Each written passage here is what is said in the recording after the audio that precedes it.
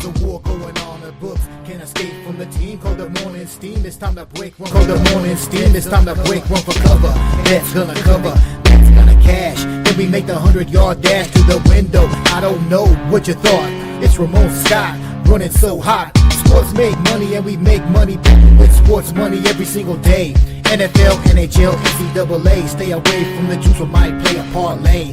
It's the morning steam. What? Ramon Scott, sports money. What? Wake your ass up and let's get to the money. Get to the money. You know how we do it.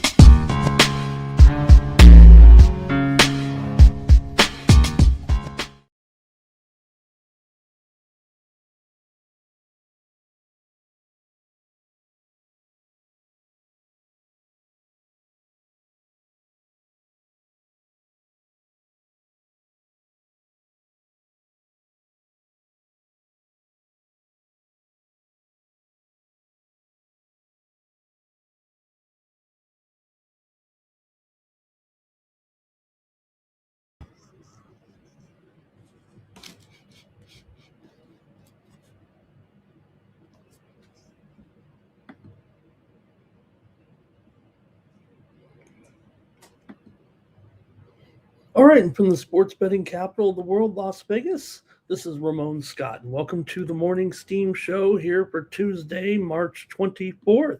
Getting ready for a great sports betting day. We've got a little basketball for you, but mostly hockey. If you like hockey betting, this show's for you. We've got 4 games in the NBA, and we've got 2 in the NIT, and we've got a huge 15-game NHL schedule today. Those got to be the featured matches here on Tuesday. So, hey, settle in. We're going to talk hockey mostly here on this show. But, hey, big news here for golf fans overnight. I don't know, these kind of back threats always kind of end up short. But, well, Tiger Woods is back, sort of. Tiger will play tonight in the Golf League's championship series here. Last night, Los Angeles defeated Jupiter. I actually have Jupiter at 10-1 to win the whole thing. I just took it at the beginning of the season. I said 10-1. No team should be 10-1 in virtual golf. Let me take Jupiter. Well, here I am sitting. They should have won yesterday.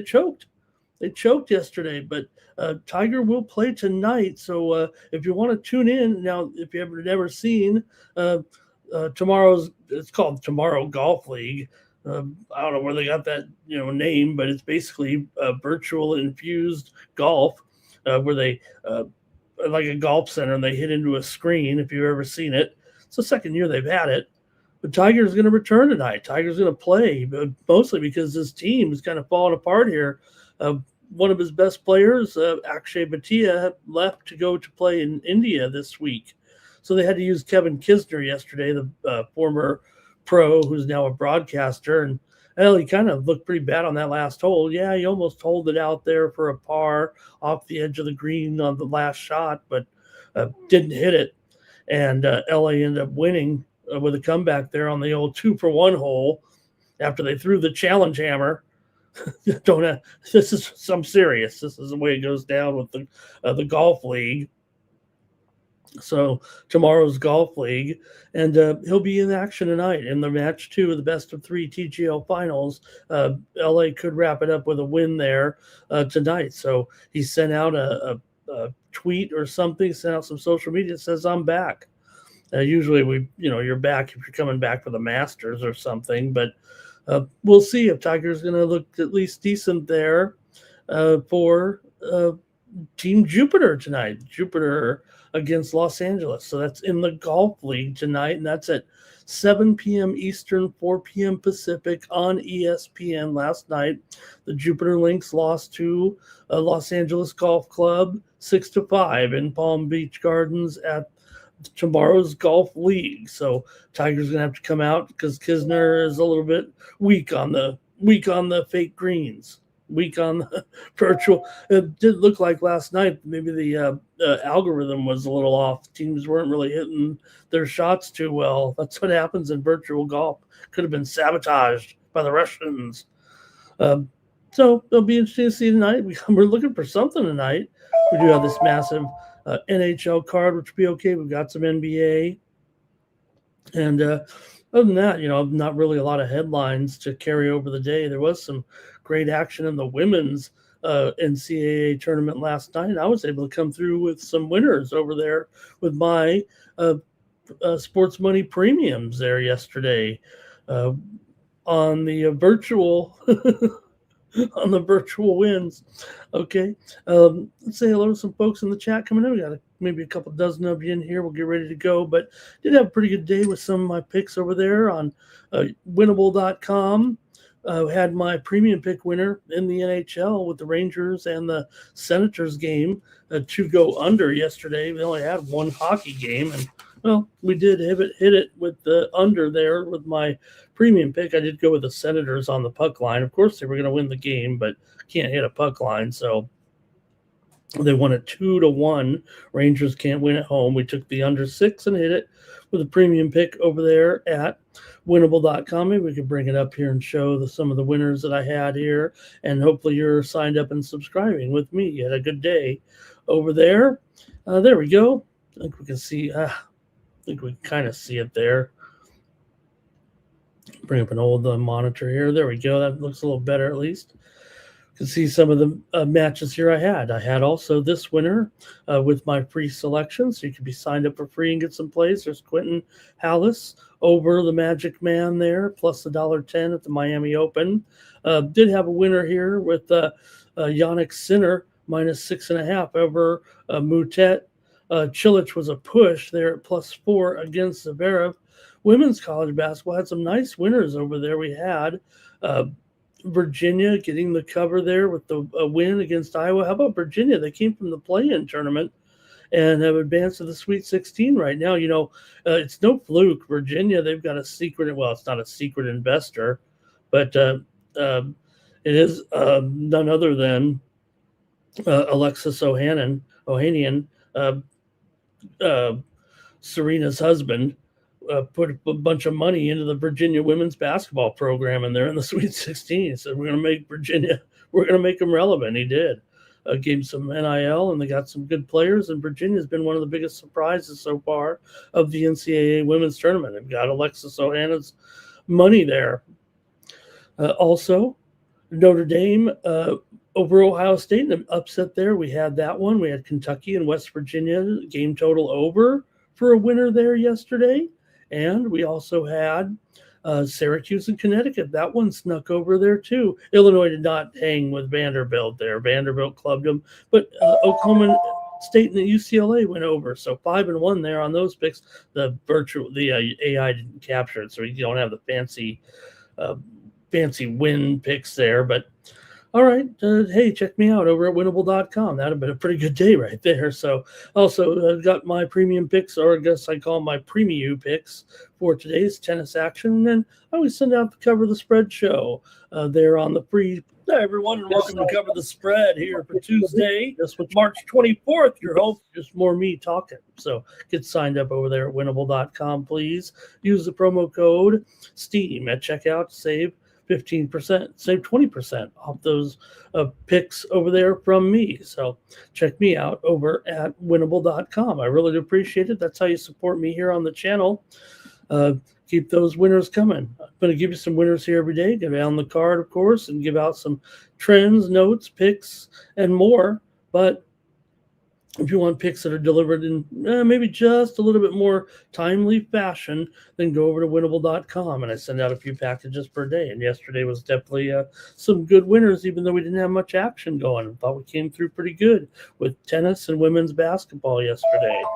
Well, that's what you get too, because I'm on a lot of these shows. My picks are right here, and I do have some NBA, NHL premiums over there, but you get them on these shows. What you really get over there is my, other sports, if you will, peripheral sports, tennis, women's college basketball, sometimes some Australian sports. So that's how you get more picks and recommendations from me over at winnable.com. All right, and today also we'll have, I had a little bit of a logistical problem there yesterday, so hopefully we'll get today VB MMA picks. It will be underneath the live tab later on. I don't think it's going to air on the Sports Money Network Live. I think we're going to come in on a tape delay with it here. That's just the way it is, but we'll have the previews today of UFC Fight Night. This week they're in Seattle for the main event here, and it's going to be Izzy Adesanya and Joe Piper, middleweights, in Seattle this week for UFC Fight Night. Adesanya, 3 straight losses. He lost to Imavov as a favorite 14 months ago. He's back trying to get in the win column up against Joe Piper, who's looking good here. 15-3, 6-1 in the UFC. He's had a lighter schedule, but he's won 3 in a row, including a round 2 sub win over Abus Magomedov. Here in the performance bonus, and that was a 250 favorite. So middleweights this week. We also preview Mansour Abdul Malik and UC Belaguri, middleweights here this week. So check it out. Probably be up and available tonight over at the win tab, the live tab here on YouTube. That's what I'm trying to say. Our guest this week, I think it'll be Art C. I haven't heard yet back, but all right. And we'll get ready to go with the previews here for the action. Maybe we'll talk a little bit about some of the winners I had yesterday. Anyway, we already talked about the card there. In the NHL with the one winner, but we did have some winners here on the show yesterday, including Memphis and Atlanta. Game total over was a winner there yesterday in that one. As Atlanta rocked Memphis 146-107. Lakers and Pistons there didn't have the winner, but I did want to mention the Pistons finally snapping their skid there, or snapping the Lakers winning streak there at 7 games. So good job there by the Pistons to get the win there over the Lakers in a good game. Did have a winner here on the show yesterday with Oklahoma City and Philadelphia under, and I only mention it because, the total opened, I'll mention this, the total opened 221, 220, or 223 even, went all the way up to 226.5, because that's what the totals are doing right now. They're going up. They're going up, up, up. Well, the Lakers game actually went under. I had the under. I almost feel lucky because yesterday the overs in the NBA went 8-2. And the only games that went under were this one. The Lakers and the Pistons basically went under by 1 or 2 points. And then also one other game went under, and that was Oklahoma City and Philadelphia. And that was the same thing. Or the Lakers. Sorry about that. The Lakers and the Pistons were the other under there yesterday. It was ended up under by 1.5. So basically had 8 overs, 2 unders, and those 2 unders went under by 1.5 points and 2 points. And I think that's going to be a sign of things to come here over the last 10 and 11 games of the season. I think the scores are about to go through the roof. I'm sure the books are ready to adjust, but just in case, we're going to be on a few more overs, I promise. Here, I took too many unders yesterday, just reverting back to my old numbers, and I've adjusted my numbers immediately here. I think we're going to see, maybe I'm a day late. You guys had more overs, I'm sure, than I did. But I'm going to be coming in on some more overs here right away, right now, because we're going to see plenty of overs. 12 teams, or 13 teams, I think, scored 120 points yesterday, and only two teams scored over 100, and several teams scored into the high 120s, 130s, 140s, including some of our other winners yesterday. Included in that, Toronto over Utah. Toronto, 143 points on the road. We had Toronto in that one as our winner here on the show. Also, Golden State rocking Dallas. We had Golden State here on the show. Also, we had it on the cover of the spread show there, over. But the Warriors scored 137 and won their game over Dallas. They needed to win. They did. So another big time over there in that one. And we also note there, like I said, the 2 teams that didn't go to 100 points were Brooklyn and the Bucks, and they're pretty much in the tankathon, but the game still went over in those games by a few points. So 10 games, 8 overs, the 2 unders missed by 1.5 points and 2 points, and it's going to start going over again here right away. It's going to be lots of overs here. I predict. Now, like I said, I think the Bucks will adjust. I think we're going to see higher totals. I don't know if we're seeing it tonight because of only 4 games. I'm not even sure it's detectable. But I just feel like the scores are going to be going higher and higher, baby. All right, I think that was a good look at the NBA. We'll just get started here. We might as well. We only got the show to do. We're 1 day away from Major League Baseball's opener with San Francisco taking on the New York Yankees. So we're looking forward to that as well. So just crazy with all those overs. All right, let's get rolling. I want to say hello to everyone in the chat. We don't have a lot of you here yet, but yeah, with all this hockey, I don't know if we're going to have everyone stopping in today. We might have a light crowd. We got 36 so far, so that's time to roll. Robert's here. Good morning. M the Great, thank you for your support. R. Thompson's here. Steve Leptarian. Talk about my favorite people here.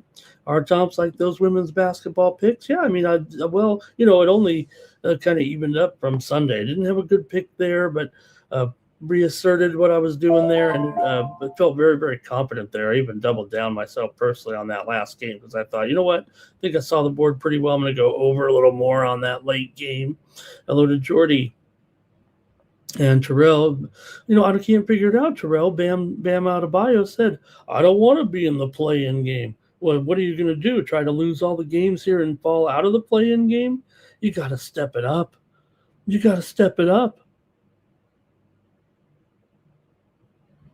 Also here, Jimbo's here.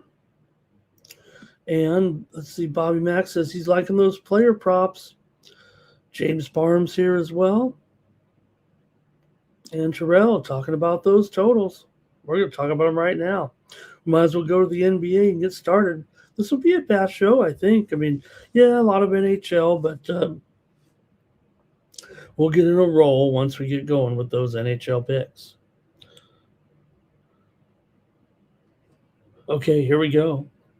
Let's go to the NBA tonight. There it is. 9 Legacy says we've got, what is he saying? Heavy NHL card. Let's get it. 83 points good, not even good.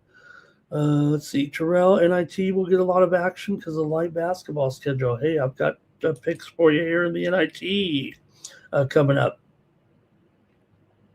Maybe we should play some EuroLeague baskets today as well, because there's not a lot going in soccer action today either.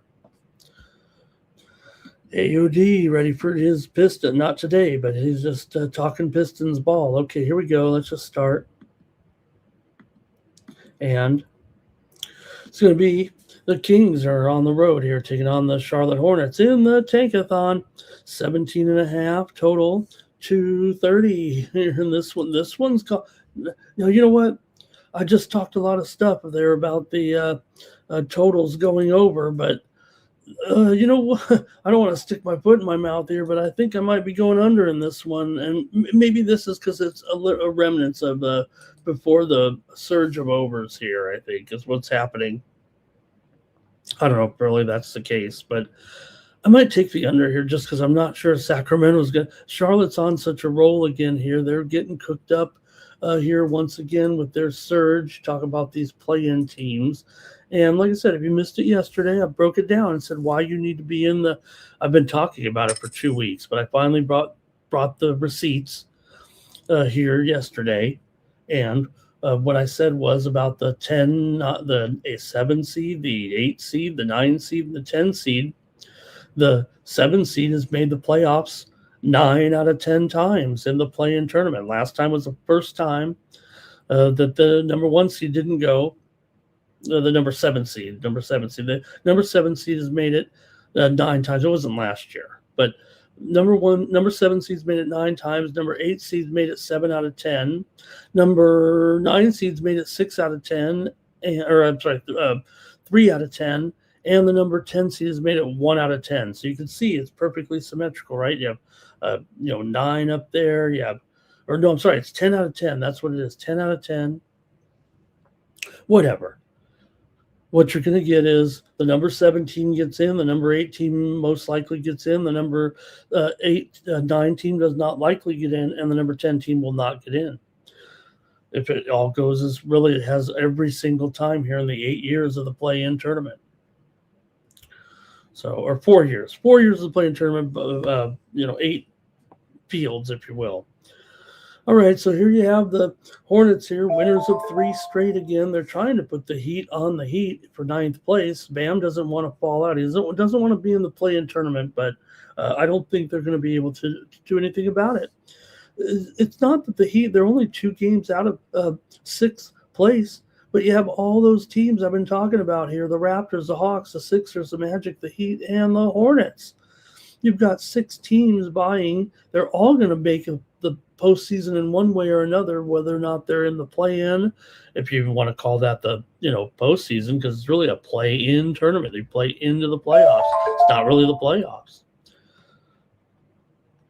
But right now, the Hornets are in 10th place. They're still playing well, but they've got to pass some teams here. They're going to be in the play-in because it's just going to be too hard, I think, to pass some of those teams. But we have some jostling. We still got a dozen or less games to go right now. So Charlotte, 22-12 against the spread at home, 17-10 against the spread as a favorite. This is their preferred role. They're back to playing well here. 3 straight wins and covers over Miami, Orlando, and Memphis right now. And playing well. Remember how hot Orlando and Miami were? Well, now those teams have lost 5 straight. The Hornets did go through a little bit of buckle there as well, but they've recovered here nicely, and they're starting to look like the Hornets of the previous month or two. Meanwhile, for the Kings, still 29-43 against the spread this season, 13-21 against the spread on the road, and 25-38 against the spread as an underdog. Really just the opposite of what the Hornets are in relation to the spread. The Kings have not been good this season. They really haven't been that good against the spread either. They're not covering that many. They are covering more than they're losing, which they probably should. But nonetheless, Charlotte, they're covering more than they're even winning. But they have to do it as a favorite here right now. And they cover as a favorite. That's what they do. Now, you do have to go in the tankathon here, and I think it's not even 17. I think it's 17.5 here. But I think I like their chances. But instead, like I said, I said I was going to go with more overs, and I promise you, I'm going to go over maybe in every other game tonight. But I am going to go under one more time. Where's Noli today? Is he going to show up? Because I don't even think Noli can. Well, although he is a specialist, he'll find the right under out of all these overs, it feels like. But right now, I am afraid to go under. But I'm doing it in this one, just in this one only. Right now, I don't even necessarily have the trends to prove it. Other than, Charlotte does definitely play to the under, 28-43 to the under this year, 12-22 to the under at home. And again, I just look at them as if they're still relatively motivated and playing aggressively to improve their position. Sacramento is not necessarily an over team at all. They're just pretty much a 50-50 when it comes to over-unders. When these two teams met back just 2 weeks ago, it was 117-109. That would have went under this number, although that did go over on that day. The total was 224.5. So I'm going to take under, but just in this game only, and just at this total 230 here. And promise you, I'm not going to do too many unders here for the rest of the season. I try to promise. I'm kind of like one of those guys that probably can't keep a promise. But, and again, because you're going to see the adjustments from the books here in the next few days, if not already. And there'll be some unders because they'll be moving it up here for sure. So I'll take the under in this one. Just this one, I promise. After I just said go over in every game here pretty much. Let me go to the chat. You're welcome to go over, and I won't blame you. Let me try one under here today. This is going to be at the other games I like the over, okay? Here we go. Let's see here. Terrell. Oh, no, let's see. Nine Legacy likes the Kings in this one to cover.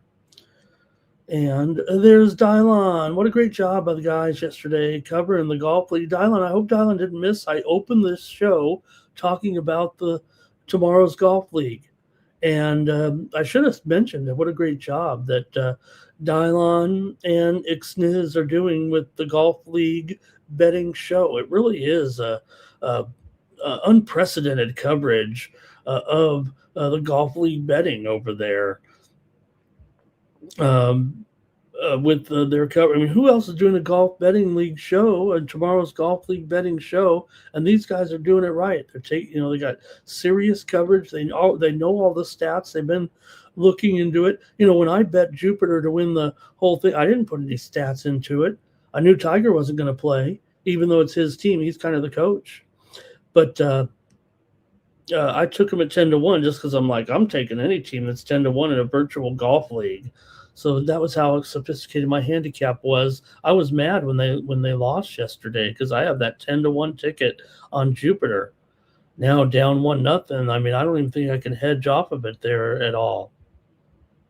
So just gonna have to root for Jupiter tonight to cash that 10-1 ticket. And I will say this: it's not a very big ticket. It's not a very big price. It's not I didn't put a whole lot on it. But let's just say it'll pay 3 figures. So Hornets here for our tops. And Robert's on the Hornets as well. Charlotte beat Sacramento 117-109. DeRozan 39. Russ did not play. And Russ is going to be questionable again here tonight, I believe. Taking a look at those injuries right now. You got Kings. Everybody's injured. Precious Achiuwa, questionable. Hayes, questionable. Clifford out, Westbrook out as well, in addition to all those other players that have been out now for the Kings. Daquan Plowden, he will be in there. I know you guys are saying if Daquan Plowden makes it, you might want to take the Kings. He's probable. For the Hornets here, Salon is out, Knepel is probable. So I'm going to take the under, though. I'm going to say the Kings have trouble offensively here. All right, Charlotte for Steve. And there's Dylon talking, and there it is. He says Tiger Woods is back next game. Breaking news. Wait a minute. We started this show, Dylon, with Tiger Woods. Come on. So looking forward to that. See how Tiger does tonight at tomorrow's golf league. And let's see here, Jordy, Charlotte and Khan over 20 will put his qualifier there to get a better price. All right.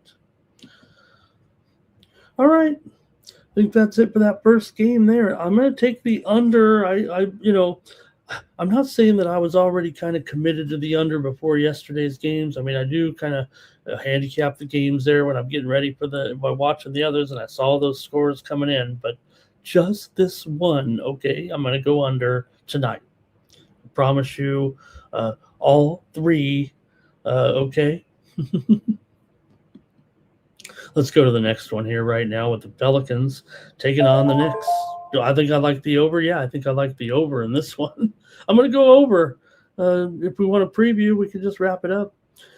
But I'm going to go over here with the Pelicans here coming in to take the Knicks in the tankathon here right now, right? But New Orleans is actually playing quite well for a team that is out of the playoff picture. They're really one of the few teams that actually is showing life and heart here and playing pretty well. They had won 3 straight before they lost to Cleveland last time out, 111-106. Did not cover in that one, but New Orleans has actually been pretty hot here, covering the numbers.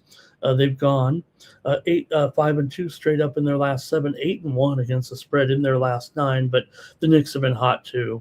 They've covered 5 of their last 6 at home, and they're 24-12 at home this season. They have been covering. And look, most tankathon games here usually are double digits. This one's not, and it's probably because the Pelicans have been playing pretty darn well. They are 41-30 against the spread this season, but the Knicks have won 6 straight. 5 of the last 6 meetings between these two teams have gone under, and New Orleans has gone under in 6 straight. If you want to look at some trends and maybe go under, but I don't. I don't want to go under, even if I just read you some trends that say under. Now the Knicks are 31-29 to the over as a favorite, 19-17 to the over at home. That's nothing, but I'm taking the over. I'm trying to give some stats that maybe say over. These two teams met in December was 130 to 126. Knicks did not cover at New Orleans, but they did win 130 to 125. Pelicans have lost 4 of their last 5 on the road here. I'm taking the over in this one, and I don't have necessarily the big-time stats to prove it or trends to prove it. So it just goes to show you, I'm using that eye test here, and I think this one will be an over tonight, just based on the fact that we're going to see more scoring over the last 10 to 12 games of the season right now. I will say this for New Orleans now. They are an over team, and as an underdog, they're just 29-27 to the over, but they still lean to the over. So I'm going to go over. The stats may not even show that this one's going over, like I said, but I am going to take the over with these two.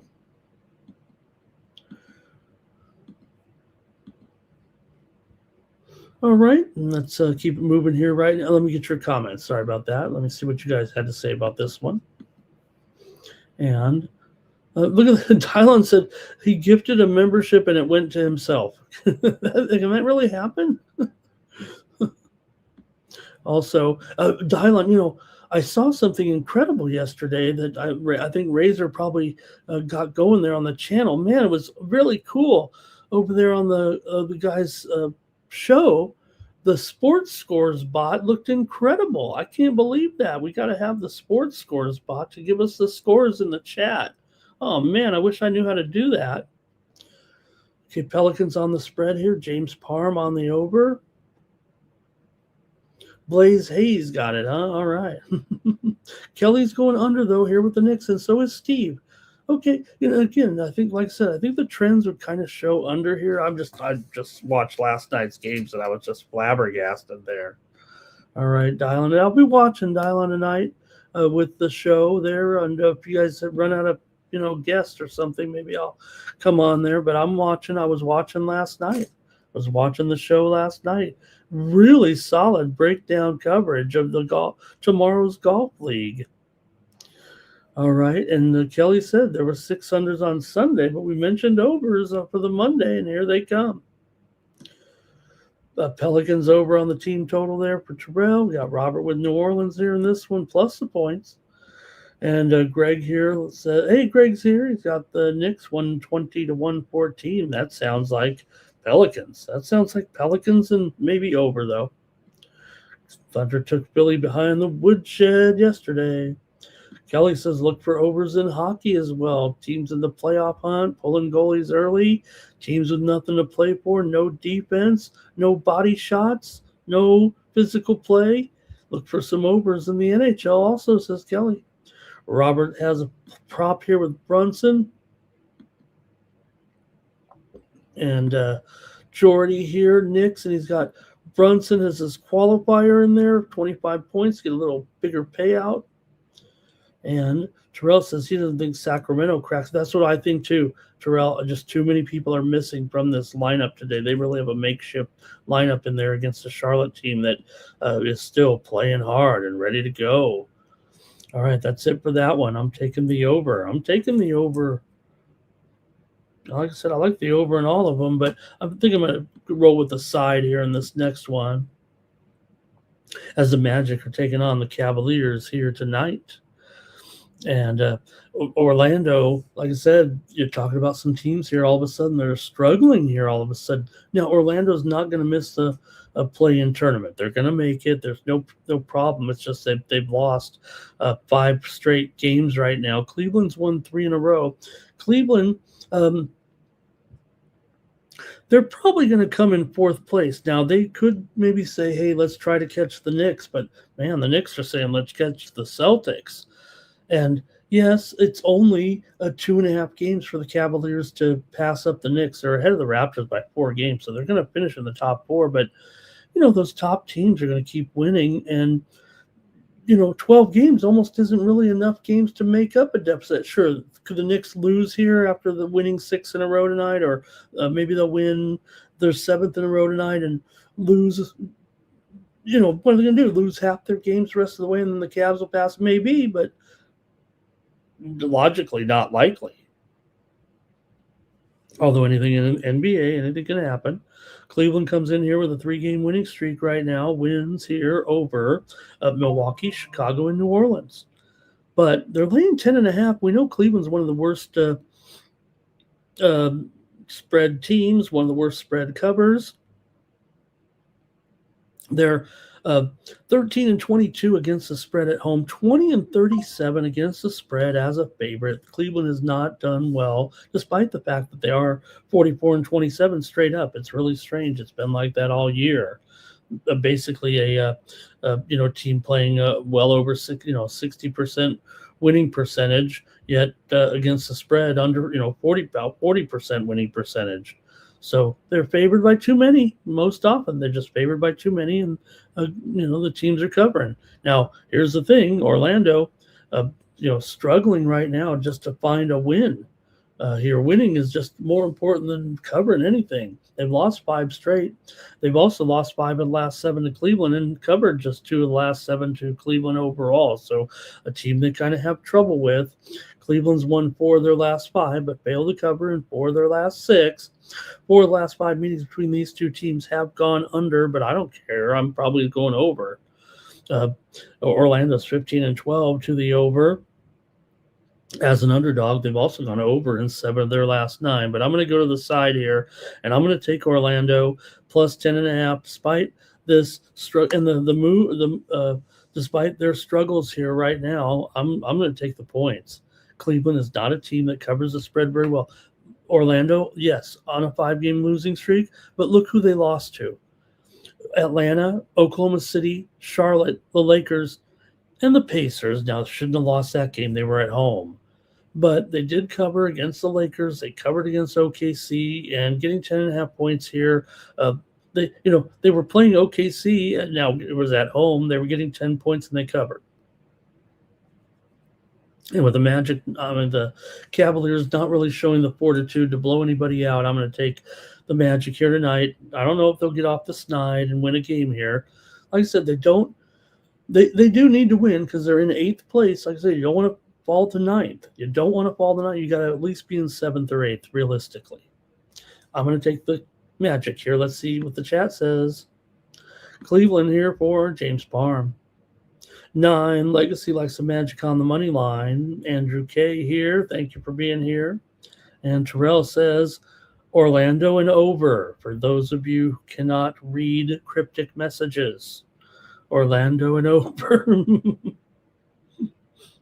Or unless he's making a funny car there or something. All right. One more in the NBA, and then it's over. Why can't the NBA have 15 games? Careful what you wish for.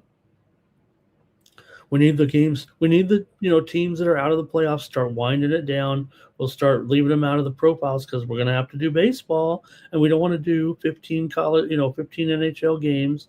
In just a few days, teams are already dropping off the map. We see the first team eliminated here in the NHL now with the Vancouver Canucks. So before you know it, they'll all be dropping by the wayside. We'll be talking playoffs here, and we'll leave some games out, and then we'll be talking baseball.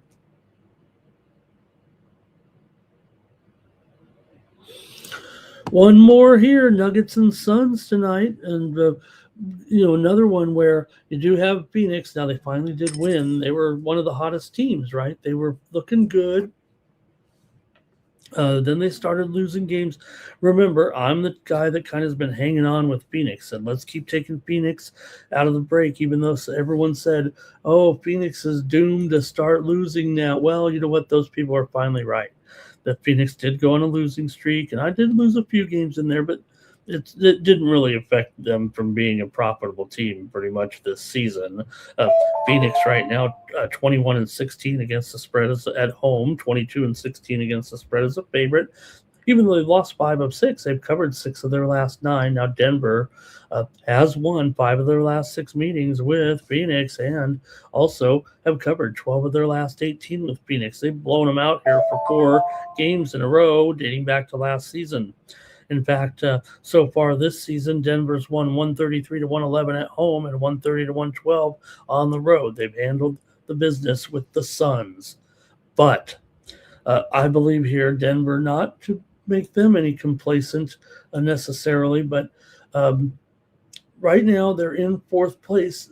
They haven't lost contact with the Lakers, but they are now 2 games behind the Lakers in fourth place currently. They're tied with the Timberwolves. Again, very important position, fourth place over fifth place. And whether or not we'll see the Lakers in that win streak. Look, they can, if any team can go back the other way in no time flat, it could be the Lakers, but the Nuggets need fourth place at least. The Suns are in the play-in here currently, and they're probably not going to catch the Rockets. They're probably going to finish right where they are right now in seventh place. That is almost automatic graduation into the playoff field, as I said. The seventh place team has made it every time into the field, into the regular playoff field. So it's funny because I think they said that the seventh place team, I believe, is 8-2 all time in the play-in tournament, but yet the sixth seed is only like 2-6 or something like that, because it's the double chance standard here. You get 2 chances to win if you're the 7 or 8, and the 9 and 10 basically got to sweep 2 games, and usually on the road. So that's why they don't make it. All right, let's get to some of the trends here, at least with these guys. Like I said, I think, I prefer Phoenix in this game. Denver, still a great cover, especially on the road, 23-15, although they are just 23-25 against the spread as a favorite here. They've won 2 straight over Toronto and Portland. They didn't cover against Toronto. Phoenix, meanwhile, despite losing some of those games, have covered 3 out of their last 5. They were on a losing streak before beating Toronto last time out, but they did cover against Boston and San Antonio. So I'm not totally down on them. Like I said, everyone else was down on Phoenix, saying they're going to be, basically coming out of the All-Star break and go downhill fast. That wasn't the case, although they did have the losing streak that was widely predicted. And yet they're still here in charge of the play-in, 7th place. That's where I think they'll finish. I'm going to take the Phoenix Suns here against the Denver Nuggets, plus 5 points. No doubt, Denver wants to keep winning. They're in good position. They're laying probably even 5.5 here right now. Peyton Watson will be out of this game there. Thought we were expecting him in there, but not quite in there. For Phoenix here, Grayson Allen questionable. Amir Coffey is out. Mark Williams is out. Highsmith is out as well. So you do have some pieces missing here for Phoenix. Dylan Brooks is still out. That might be enough to sway you onto the Denver side as well. Royce O'Neal probable, but I'm going to take the Phoenix Suns here, at least to cover the number here, plus 5.5. Go to the chat there, though, in this one and see what you've got here with this matchup. And let's see. We've got 9 Legacy is going to go with Phoenix Moneyline. Robert's on Phoenix. And Kelly says Lakers have an easy schedule the rest of the way. It's interesting because, some years LeBron's kind of said, I think he's even said it publicly, we only need to get in. We can, that was just a wrong. Especially with, his age. They need as many home games as possible. Do the Lakers. They need to, have the home court edge as many games as possible. So they need that 3rd place at least. Let's see here. Kane, Denver spread. Hello to the chat, says Kane. Jermaine says Durant and the... You think about that game yesterday. Didn't really talk about it in the, but you had between, who was it there for Houston? Who else had the incredible Sengun? Sengun and Durant basically had 2 of the best performances by any players in the league this season, and they still lost that game to the Bulls. Houston, and then Udoka. Gets ejected. Udoka is terrible. I mean, this guy is how did he get such a reputation as a good coach? He's the one bringing the team down, it feels like. Jordy, your son's money line, add Booker. All right. Kelly says Houston yesterday, third game in 4 nights for Chicago, who had 3 days rest. Very good point, Kelly. I won't blame Udoka, but he got ejected from the game and then gets mad because the fan yelled, "You're a loser." You're on the road. A fan yells at the crowd, "You're a loser," and he wants to turn around and, he just stared him down, but he would have fought him. Terrell says the Suns could win, blow the game, and still cover. That's how they play. Colin Gillespie over for Jermaine in there. And I think that's it for the NBA. Bummer. That's it for the NBA. All right. Well, we're not done with basketball, but I'm going to take. Funny, I only took one over on that, but I do think I'm going over in at least 3 of those games. Okay. Terrell says Houston could have used another guard this year. It really has been their downfall when they fall apart. And Andrew K says Missoula's better. Missoula's the better coach. Uh-oh. Tweet deck's down. Hope no news breaks. All right, that's it for the NBA. We're gonna go. Hey, we've got college basketball today. Don't you worry. Where's Nuke? He had to say no college, but there's 2 college games today. Let's go. And they're good ones too. The NITs come through here a little bit. I mentioned it, but and again, this is very popular that the NIT back in the day used to be bigger than the NCAA tournament. The NCAA tournament was considered the, non-bigger tournament of the 2. If you'd win the NIT, you'd win the NCAA, you're winning the also-ran tournament. Although one time, a famous team, City College in New York, won both the NCAA tournament and the NIT. City College in New York did it. All right, let's go to it, though, here right now. Wichita and Tulsa will meet for the 10th time this season. Not really, but they're meeting for the 4th time this season, these division foes here. So these 2 are familiar with one another here. They're playing in Tulsa, which is good news for Wichita because they just played against Oklahoma State on the road and beat them handily. But what it meant was not a lot of travel, basically rest there for one day. Yeah, they had to travel from Oklahoma City to Tulsa. That's nothing.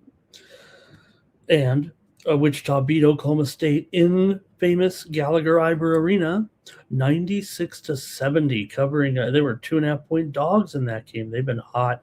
Both teams come in here hot right now in the NIT. I really would, you talk about some of the, power conference teams, right, in the NCAA tournament. Who was in there with 3 wins in their last 7 games? Or 3 wins in their last 10 games, right, going to the NCAA tournament. Here you have 2 teams that are scorching hot. You've got Wichita State, easily could have been in the NCAA tournament. They've won 9 of their last 10. They beat Tulsa 2 out of 3 games this season, including in the American tournament. Wichita, number 23 effective defense in the country. This is a good team playing well and should have been in the NCAA tournament, quite frankly. They're 21-10 against the spread, 8-4 against the spread on the road. Remember, we play at the campus sites here until we get to the semifinals. They're 8-4 against the spread on the road, 7-4 against the spread as an underdog. Now, Tulsa has been okay. They're 10-6 ATS at home. They've won 8 of their last 9, with their last 2 wins in overtime over UNLV and over Stephen F. Austin. They didn't cover against Stephen F. Austin. They actually did cover against UNLV despite the overtime. And Tulsa is just 3-7, however, against the spread in their last 10. So both teams are playing well, but Tulsa's not quite getting over the hump. Tulsa's shooting 39% from three-point range. That's number 5 in the country. All right, so, you see the total looks pretty high, 152. This is the NIT, which is not in tournament. And you want to win, but you ain't playing NCAA tournament defense, I don't think.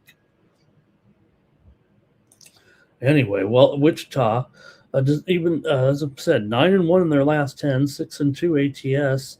Tulsa, 5 straight wins at home, but just 1-4 ATS overall against the spread here in their last 5 games.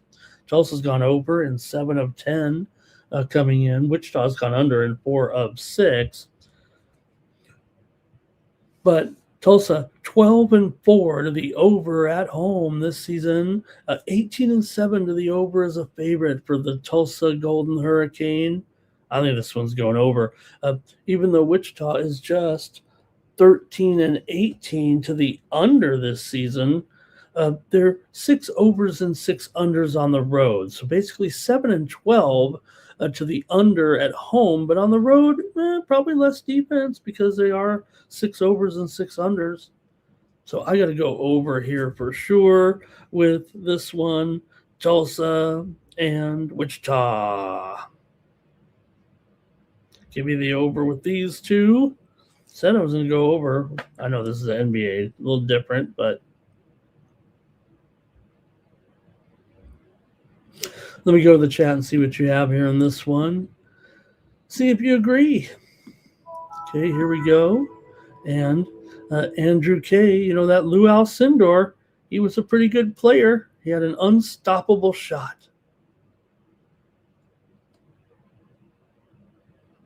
He was really unstoppable. He did not go to City College in New York. He went to UCLA. I know Andrew knows that, but I don't know how Lou Alcindor got in there. Anyway, Robert here is on Tulsa. Tulsa to get it done here. Let me talk about those games, by the way. Like I said, they played 3 times. Home team won on their regular season games. Tulsa won 93-83 at home, covering 6.5. And then Wichita won 81-77 as a 1.5-point favorite at home. And then the conference tournament, Wichita won 81-68 as a 1.5-point dog. You see, Nine Legacy says Wichita to beat them again for the 3rd time. Kelly has put Wichita on a teaser there. She says she teases college. I tease basketball. I don't listen to those know-it-alls out there. Oh, don't tease basketball. I'm not teasing every game. There are some games I might put a teaser in here, okay, especially in the same game, side and total.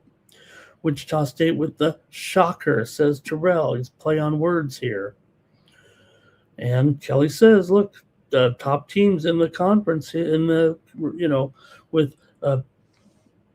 Wichita and Tulsa here. Tulsa is the number 1 seed here, by the way, in the NIT region here. Tulsa money line for Jordy. And let's see here. He was an airplane pilot.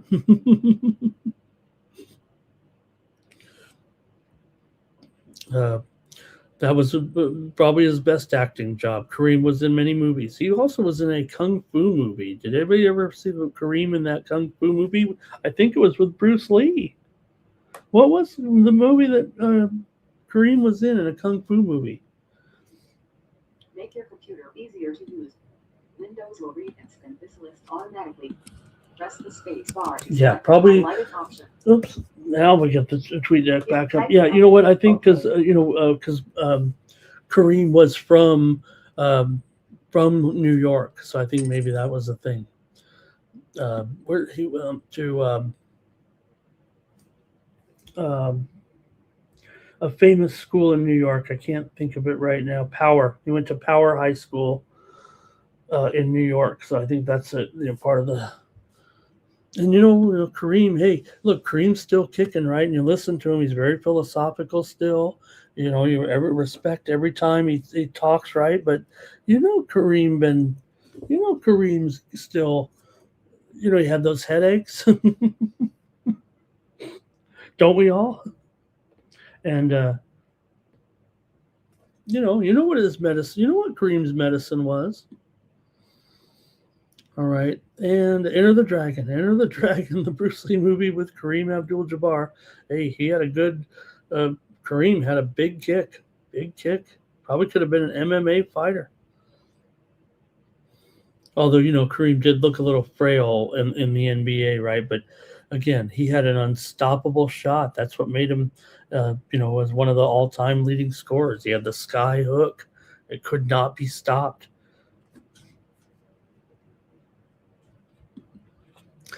All right, we're taking the over there with Wichita and Tulsa. I'm going over in that one. Next up, St. Joe's taking on New Mexico here in the pit. Well, the pit's a tough place to play. Everybody knows that. But there were some moments there. New Mexico didn't win them all at home this year. In fact, I don't know if the pit was much to their advantage. Now, here we are again. St. Joe's. Oh, hold on. St. Joe's has won 9 of their last 10 games, including NIT road games at Colorado State and Cal. 2 big road wins here in the NIT. St. Joe's, though, has no bench, and they're going in here to play in the pit. And that becomes a problem because remember, even though you think of the pit, oh, man, could you believe that St. Joe's Hawk does that? They say 3,600 times a game. I'm tired right now. I had to stop. But they were in the bottom 325 in bench minutes, and that could be a problem with this higher altitude, but they might be getting just enough points for me to consider them here. I'm probably going to still take St. Joe's, even though New Mexico has a great home court advantage. Funny thing is, when you think about it, and, not every team goes to the NIT. Some of the teams now, they just turn down the offer. They say, our season's over. We're not going to go to the NIT. New Mexico wasn't like that. And New Mexico averages, they had 9,000 fans for their last game. That's good for an NIT game. That's good. So the fans do show up for this team no matter what. New Mexico did go 5-6 in their last 11 Mountain West games, but won their first 2 NIT games by 24 and 25 points, respectively, against Sam and George. Sam Houston and George Washington. So New Mexico did roll and cover in those games here, and they are laying 10.5. But I'm going to think that St. Joe's here can stay in there with Glover Toscano, with Haskins, with Simpson. This team has covered 11 of 17 games as an underdog this season. New Mexico just 10-12. ATS is a favorite, and they're laying 10.5. I think it's going to be too much here, even in the NIT. New Mexico has won 17 of their last 20 at home, 13-7 straight up in their last 24, 0-1 against the spread in their last 5, although you may have had that San Jose State game as a loss. May have landed 16, may have been 16.5 on the spread. St. Joe's not only 9-1 straight up, but 9-1 against the spread in their last 10 games. So they've been covering here big time. The only one they didn't cover was a loss to VCU, and I don't think you're going to hold that against them. That was at VCU. Yeah, VCU bugged out of the second game there, but they looked good in the NCAA tournament. I think VCU was a pretty good team overall this year, and that was really the only game that St. Joe's has flopped in their last 10. So I'm going to take the St. Joe's Hawks plus 10.5 against New Mexico here. Look at the total too, and this one is pretty high, right there at 152.5. I thought it should have been higher. I thought this total would come higher. It's just that St. Joe's is a hardcore under. I thought it would be 155.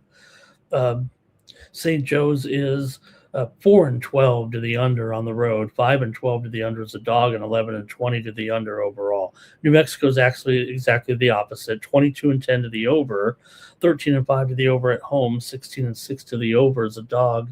They've gone over in 5 of their last 7. St. Joe's has gone under in 4 of their last 5. So it really is trying to see, in a sharp contrast of styles there a little bit, which way to go. And I think the way to go is with the over, but I'm going to take St. Joe's as my official pick here on the Morning Steam Show. Give me the points with the Hawks in this one. It's up. In fact, it's up to 11. I mean, even I can give myself 11 because you know what? It's not only up to 11, it's up to 11.5 here at some books right now. 11.5 at Circa, at Bet Online, everywhere. It's 11.5 everywhere. I'm definitely taking St. Joe's. I don't have New Mexico. New Mexico had some problems winning some games at home this year. They've won three straight. They've been winning them at home here of late, but they did lose some conference games at home. Lots of comments in the chat here in this one. Okay. Oh, it was Game of Death. Oh, Bruce died before that one? Oh, no, that's the one he died, huh? Who didn't watch the Bruce Lee movies? Did you ever have those stars and you throw them and stick in the wall? Okay. Kelly loved JJ.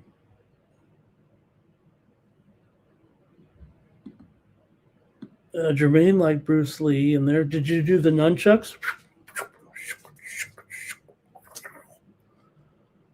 I had some of those. I mean, we all did when we were kids. There was a time when kung fu was everything. We all thought we were Bruce Lee. St. Joe's to cover. New Mexico always has advantage in the pit, but Terrell says it should be a little bit lower. Maybe he said take New Mexico, lay lower points with juice there. Was it Jim Kelly or was it Jim Brown? Kelly says, okay, they were, oh yeah, I love that. I see there. Those are some great memories, Kelly. Wow. Okay, Kane loves the sweep today in college basketball. And let's see here. All right, and great stories in there from Kelly. St. Joe's third straight road game, though. Terrell says, watch out.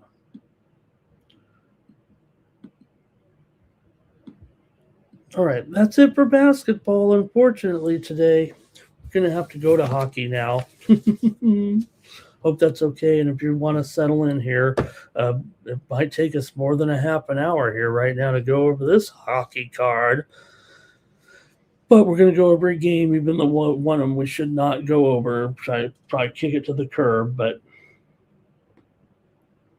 let's get it moving here right now with with this hockey. Okay, here we go. Well, we've got the Maple Leafs taking on the Bruins here in this one NHL action here for Tuesday. And, for Maple Leafs fans, especially if you're in Toronto, I mean, you could sit here and say, don't trash the Maple Leafs. I don't want to. We have a great representation of Toronto. I mean, it's a great sports betting city, but there's obviously reading the beat writers here. There's some problems right now in Toronto. Again, they have a fractured dressing room, according to the beat writers. Disputes among players. They have a problem with Berube, and it's all falling apart here late. Boston's won 2 straight. Yeah, they're $1.85 here, but man, maybe Toronto can summon up the courage to win a game, but I kind of believe what's going on here, and doesn't seem very good right now, especially when your superstar is out. Stolar's got injured, but he is available here. I don't know if he's going to play in this one. He got a throat injury, and they thought it was going to be serious, but he might be okay. Morgan Riley's questionable here as well for Toronto. Boston, pretty much a clean bill of health here right now. So, I don't want to lay too many puck lines. I have not been successful laying any puck lines here this year, but I think this is going to be a blowout for Boston. We know they have the incredible home record right now. Really unstoppable at home are the Boston Bruins. And you're going up against a Toronto team that's lost 7 of their last 8 on the road, 12 of their last 14 overall, fractured locker room, bad relationships with the coach. They've lost 14 of 20 to Boston overall. Boston's won 14 of 15 at home. They've won 8 of their last 11 over Toronto at home. How is this not even a blowout here? Even Boston might put up some goals, and we know they've been hot at home. I'm not being critical at all, So, yeah, sure. On the road, it's a little different here, but I think I'm just gonna lay it here with the Bruins. I tell you what, probably I think we'll get some goals in this one, but I'll take the Bruins here minus 1.5. I'm gonna take them on the puck line over Toronto. I've got Toronto in a bad way right now, and this was gonna be a tough game for them. I know the Sharps came on them a little bit early, but I'm going to go ahead and lay the puck line here. I like this total. It might even make my card here on the sports money premiums.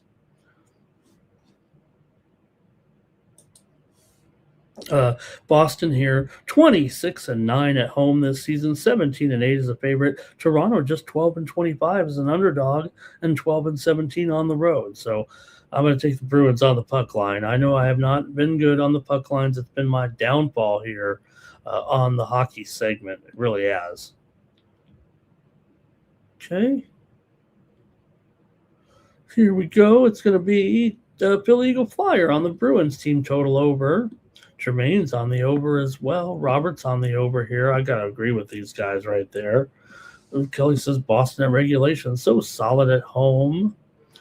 And some prop advice here from Kelly. All right. Oh, is that Terrell's got the whole plot of the movie in there? It's like I'm reading Wikipedia. Okay. All right, that's it for that one. We got to keep it moving here for the hockey segment, that's for sure. So I'm on the Bruins there. All right, next up, we've got the Avalanche taking on the Penguins. Another pretty decent game here with Colorado, obviously, one of the best records in the league here, of course, and taking on this Penguins team that's definitely looking pretty decent here. Look, they're going to go to the playoffs. I don't think they're going to blow it here. It is kind of close between all these teams right now. If you're in the 86-point range like the Penguins are, you're looking a little bit better than if you're in the low 80s, right? You need here, but it could still be a shakeup right now. You've got teams right on the heels of some of these teams like Detroit, like Ottawa, here, but starting to get some separation. Only those two teams, Detroit and Ottawa, even down to Philadelphia and Washington, are going to have to start to worry a little bit. New Jersey's kind of falling off the map. We're narrowing it down here.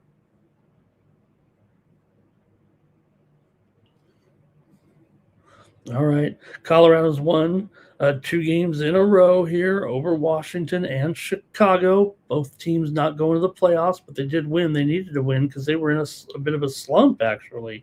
Colorado had actually lost a few games back there. For Colorado here, 23-7 still on the road, 46-22 as a favorite. They're just fine. Pittsburgh, 17-10 at home. This Pittsburgh team is, looked pretty good. They did just lose to Carolina at home 5-1. That was not a great performance, but they're playing a tough team. Didn't work out against them. Carolina actually beat them in both twice in 1 week here. But again, Carolina's in first place, and Pittsburgh's in second. Carolina kind of sealed the deal on the Metropolitan Division, with those 2 wins. But other than that, Pittsburgh with recent wins over Utah, Colorado, Winnipeg as well. And look, they're at home here as a dog in this game. Of course they are, but I kind of want to take the underdog here, actually, with Pittsburgh. Colorado's shown enough vulnerability, I think, to, you're going up against a playoff-bound team in Pittsburgh here. Pretty sure they're going to make it. Seem to be in fine position here right now, and can't win them all for Colorado. So let's see what you have in this one. But I think I'm going to take the dog here a little bit against the Penguins. Against the Abs here. Let's see what you have in the chat. But for the Penguins here, they have gone 4-2 straight up in their last 6 games against Colorado. Also 4-2 in their 6 games against Colorado at home. They all haven't been there. That's over a 6-year sample size, basically. Colorado's won 10 of their last 15. They've also won 8 of their last 9 on the road. Don't forget about this team here. But Pittsburgh's actually been pretty hot against Western Conference teams, 9-1 in the last 10. Don't always subscribe to that type of trend, but they are at home here and taking advantage of a traveling team. Still, Colorado's significant favorite here.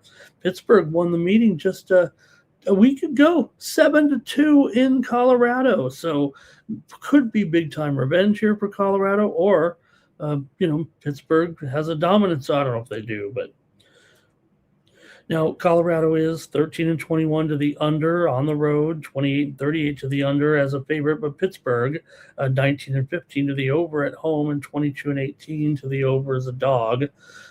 Pittsburgh's gone over in 8 of their last 9. But Colorado's gone under in 5 of their last 6. 6.5 over is a pretty high number, I think, for the way these two teams are putting up goals here right now. So, I'm going to take Pittsburgh, but I don't know if this is a 7-goal game necessarily right now with Colorado here. They won 3-2 over Washington, 4-1 over Chicago, but before that, really over the last 5 games are barely averaging over 2 goals right now, talking about the Colorado Avalanche. So I might be tempted to take the under, but I'm going to take Pittsburgh here as my play. They did just have some injury information come out here in the last few minutes. Let me see what it is here. That's pretty important news. Malkin is out. Oh, man, Malkin is out here for Pittsburgh also. Ryan Graves probable here for Pittsburgh. Colton is questionable for the Avs. So a pretty important player there for sure, but Ryan Shea is questionable as well. But I'm going to take Pittsburgh here, but I might be playing that total later as well. Go to the comments in the chat, see what you have here in this one. Want to say hello to Philly Eagle Flyer in there. He's got the Avs team total over. Jermaine says over in Pittsburgh, though. He's got him. He's got him there. Yeah. And, so sorry about that. I didn't mean to spring that on you like that, and I think Terrell actually typed that in before it. I think it was a situation where Malkin was expected to be in the game, but I think they have ruled him out now. Jermaine on Pittsburgh here. I'm still on Pittsburgh. Philly Eagle Flyer, Avs third period, team total over. And Pens just beat the Avs there. Malkin going, like I say, I don't think he's going to make this lineup. Let's see here. Chuck Norris, thinking about Norris from last week. Kelly says the Pens lead after the first period. They're 24-4. Take them if they're leading. Robert's on the over here. Avalanche on the puck line, 4-9 Legacy. I'm taking Pittsburgh on the money line, actually. Robert likes a regulation draw here. Art Thompson on the over. And let's see, I think Greg, is he saying 2-2 regulation there? Is that what he's saying? Yeah, 2-2 regulation, then 3-2 Colorado. I think that's what he's saying there. Kelly says these Penguins have been going over lately. And Jermaine says no Malkin, no Pitt. So I think that seals the deal there for him, because I think he's out. And could be Skinner in goal there. I think, you know what? I think it actually could be. I think that is very likely, actually. I might have had the wrong goalie in there. Let's see what they got here. I think it might be in a Skinner here. No, I don't know. Maybe it is going to be Silovs. We'll see. All right, but I'm taking Pittsburgh. I'm still taking Pittsburgh. Can't stop me in this one. Another good game here. We got the Hurricanes taking on the Canadians in this one. And we got Hurricanes here on the road, $1.35, 6.5. Look, Hurricanes, we just talked about their 2 big wins over Pittsburgh. They're obviously in strong position here right now on 96 points. They're going to win the Metro. They're on a 3-game winning streak also here. Montreal, I think they're going to hang on here. They're in third place in the Atlantic. It's a little bit tumultuous. You can't lose here at this point. Some of these teams, you got to at least win a few. They're underdogs in this game. It would help to win, but Carolina is, pretty strong. They've actually lost the last two meetings to Montreal, including the only meeting this year so far back in January. These teams will meet again, but it was Montreal winning in Carolina 7-5 back on New Year's Day. Carolina 20-10 on the road, 43-21 as a favorite. They've been favored all season. For Montreal, 20-13 at home, 21-14 as an underdog. It's a great position here for Montreal, but Carolina is the stronger team. It's just a matter of, is this price a little too high? $1.35 doesn't seem awful here. Carolina does kind of own Montreal. 10-3 straight up in the last 13 games between the two teams. Montreal, though, has won 12 of 17 at home. Also, Carolina 5-2 straight up on the road, 4-1 straight up in their last 5 here. Carolina's gone under. They've gone under in 4 of their last 6. Montreal's gone under in 5 of their last 7. 4 of the last 6 meetings between the two have gone under. 4 of the last 6 meetings in Montreal have gone under between the two teams. But these are total over teams, it feels like, this season, especially Montreal. 20-15 to the over at home. 23-12 to the over as a dog. Carolina's 35-29 to the over as a favorite. I'm going to take the over in this one. I know the trends, the short-term trends say over, the long-term trends say under. But I'm going to go over at 6.5 here with Carolina and Montreal. Let's see what you guys have in the chat. That first meeting of the season on New Year's Day was 7-5 for 12 goals. Here we go. Hurricanes and Canadians. Hurricanes puck line for Cash Kane. Hurricane. Philly Eagle Flyer, Kane's team total over. And, Kane says Brandon Bussey. I mean, you got a great combo here. And even if it is Freddie Anderson, right, it feels like you're not, who is the starter there? Fowler is likely here for Montreal. So probably should put him in the graphic, actually.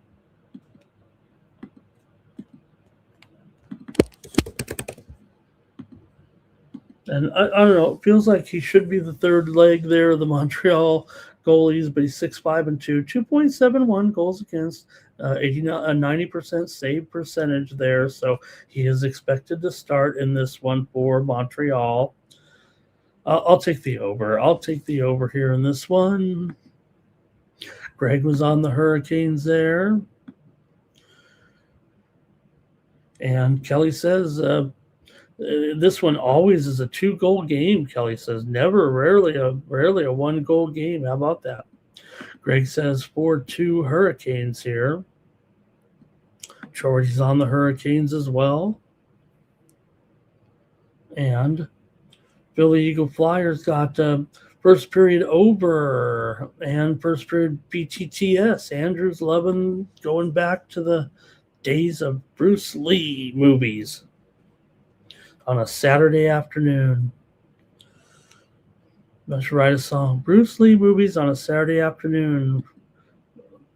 Okay, let's keep it moving here right now. I'll take the over in that one. Got another one here involving playoff bound. I think we'll see. The Islanders got some work to do here right now. Currently, the Isles are in second place. Another team, teams just keep taking their position in the wild card standings. It feels like, right? 1 minute it was Ottawa, 1 minute it was Philly, 1 minute it was Detroit. Seems like everyone has tasted that wild card spot, but right now it's the Islanders, just 1 game behind the Bruins, but sitting tumultuously 1 point ahead of the Red Wings right now. They are at home, need to win. They're a $2 favorite over the Blackhawks here. So I don't know. Look, the Blackhawks have been awful here. We know they're not going to the postseason, and they're about to be eliminated here soon. But still, you do have a Islanders team that's lost 2 out of 3 coming in. They're coming in off of a win over Columbus, 1-0. Hey, we had the Islanders in that game and the under, but 1-0 after they lost to Ottawa and Montreal on the road. They're better at home right now, talking about the Islanders here, but $2 even against the Blackhawks. I mean, the Islanders are not a team I don't think covering many puck lines this year. They're uh, 4-21 as a puck line favorite. Even not look, like I said, you want to get a puck line favorite. 33%, I'll take it. All right, 33% is a puck line favorite because you're laying 1.5. Usually get a little plus money, especially with a team like this. But 4-21. Chicago, meanwhile, 44-22 is a puck line dog. Like I said, 67%. That seems like a really good record, 44-22. It's really just, about probably a little bit better because they're a bad team. So I'm going to take the Blackhawks here, plus the 1.5 in this one against the Islanders. 4-21 is a puck line favorite for the Islanders. They're not going to win this one by 2, are they? So give me the puck line here with the Blackhawks in this one. Chicago does hang in there in some of these games. They just lost to Nashville 3-2, lost to Minnesota 4-3, then came back to beat Minnesota 2-1. Did lose to Colorado 4-1, but Chicago here has lost 4 of 5 and 5 of their last 7, actually, to the Islanders. Islanders have won 10 of their last 15 and 4 of their last 5 at home. 14 of the last 20 meetings between these two teams have gone under. This feels like an under with these two. I mean, Chicago's 14-20 to the under, 27-39 to the under as a dog. Islanders are a slight under here as well. They've gone under in 5 of their last 6. I'm going to take the Blackhawks, so here on the puck line. Okay, here we go. Islanders money line here for Cash Kane. Bill Eagle Flyer likes the Hawks plus 1.5 and under a regulation draw. Jermaine's going to sprinkle a little OT with the Islanders game here. So should be a close game, right? I mean, Islanders aren't good enough to be $2 favorites against them. Islanders here, hey, looks like they're going. Looks like they can hang on here. I mean, looks like they can go to the playoffs, but they never win by more than 1 goal. It just shows you right there. 4-21 as a puck line favorite. All right, we'll keep it rolling here. Lots of hockey today. How about the Kraken taking on the Panthers? Now, the Kraken here starting to lose a little bit of contact. 4 games back of Nashville. We know the Panthers have long been done. It's been a disappointing season for Florida. Now they have more injuries even. Florida just lost 2 defensemen here recently. And also, A.J. Greer just got suspended for, I don't know if it's in, I think it's in this game. He hit the Calgary player in the head, remember? And now they've lost 2 defensemen. They lost Mikola and Balinskis as well. So Florida's losing players left and right here. Now this spot to me does, point to Florida, I think, even against this Kraken team. But Kraken does need wins desperately here right now. They are out of the postseason pick, not in yet. They need to keep winning. They need to win. Right now they are on 71 points. Nashville's on 75. So you know what? You got basically 12 and 13 games left. Now Nashville does have a game in hand, or Seattle has a game in hand on Nashville, so they are a little bit closer maybe than the standings indicate. Seattle's lost 3 in a row right now to Tampa Bay, Nashville, and Columbus.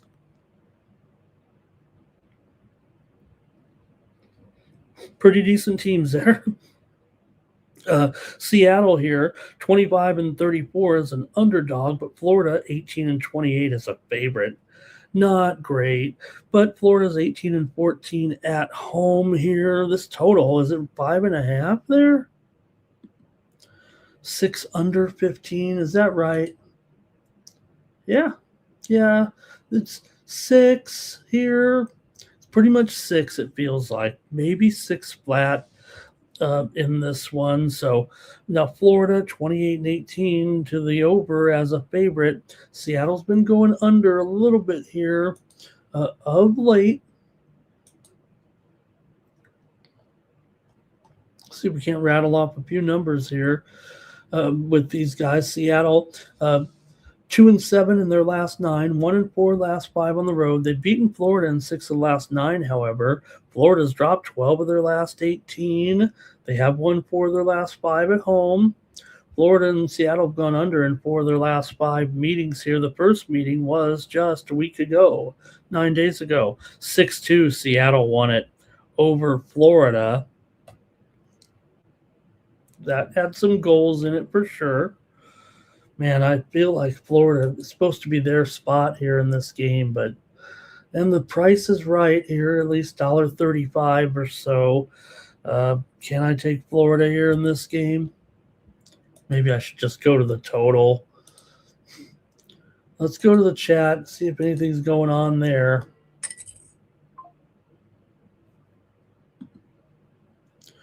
Okay, it's going to be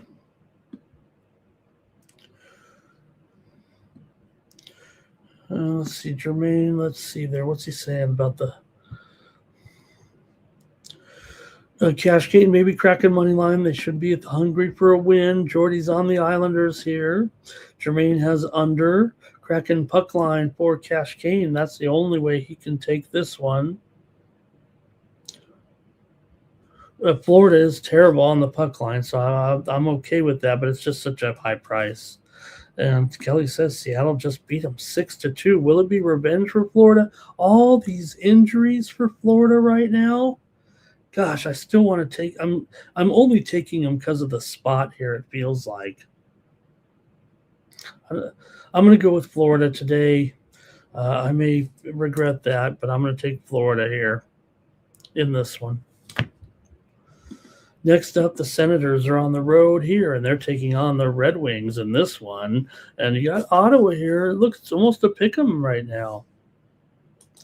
In fact, I'm showing it. Yeah, the Red Wings are at least $1.20 in this one. So the Red Wings are favored here over the Senators here today. For the Red Wings here, look, they're in okay position here, I would say, right now. I think they can scoot up here. They're 1 point behind the Islanders. This is such a crucial game for both teams because they both are out of the playoff picture right now. Boston is Detroit's in third place in the wild card, 1 point back of the Islanders. And Ottawa's on 83 points, 1 point behind Detroit. A loss here to the respective team is almost like 2 losses. So both teams, Ottawa's won 3 in a row. Detroit did lose last time out. So very, very important game for 2 teams not in there right now. But a win's going to propel you up a little bit here, whichever team it is. Detroit did beat Calgary and Montreal before losing to Boston last time out.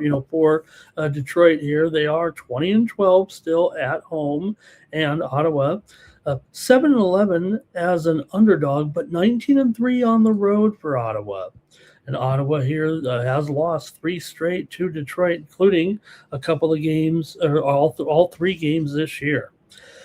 Detroit won back on January 9th. 5-3. Then they won on January 18th, 4-3, and then they won on February 26th, 2-1.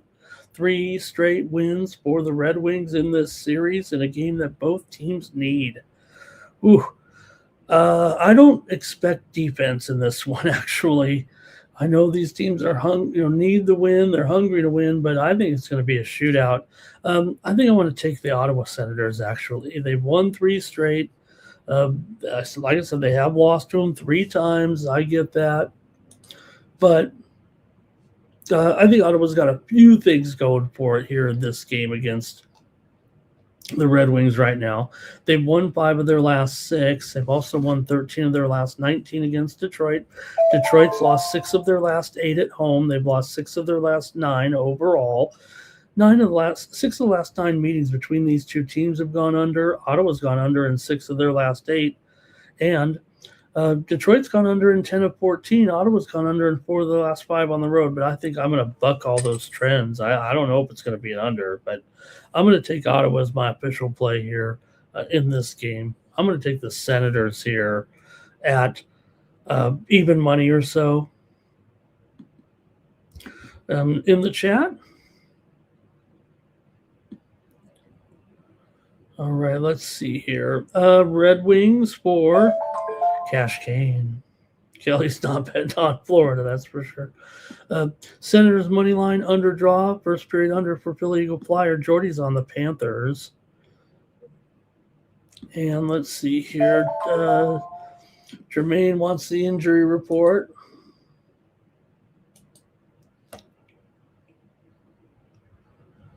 Okay, Larkin upgraded to questionable. I believe Larkin, that is a very positive sign. He may make this game. Even though it's questionable. His status is upgraded here. I don't want to say one way or the other right now, but for the Senators, Gilbert out, Jensen out, Chabot out. Missing defensemen left and right, and they've already been without Sanderson, for many months. So their defense is lacking here tonight. Talking about the Ottawa Senators, I'm still going to take them here in this one, but man, I got to think there's going to be some goals. So give me Ottawa here against Detroit.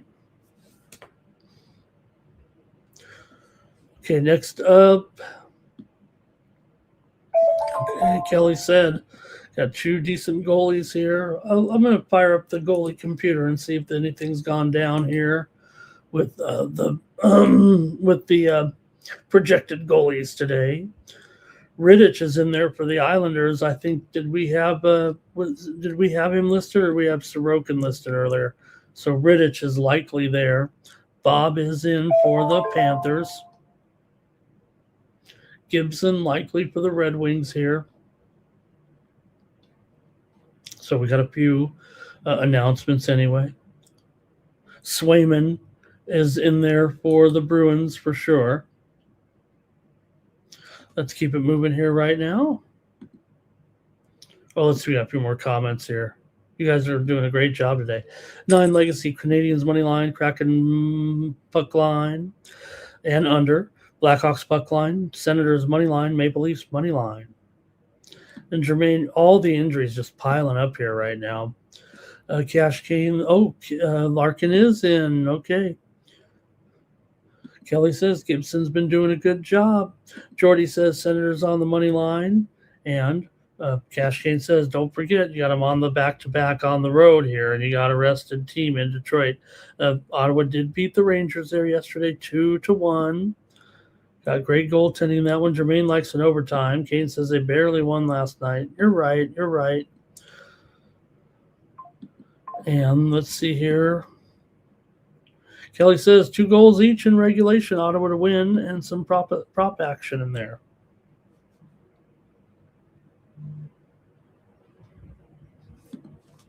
Let me keep it moving here right now. Let's go to the Blue Jackets on the road, taking on the Flyers. In this one, you got the Blue Jackets. Looks like they can make it to the playoffs here right now. They've been playing well, 6-1-3 in their last 10.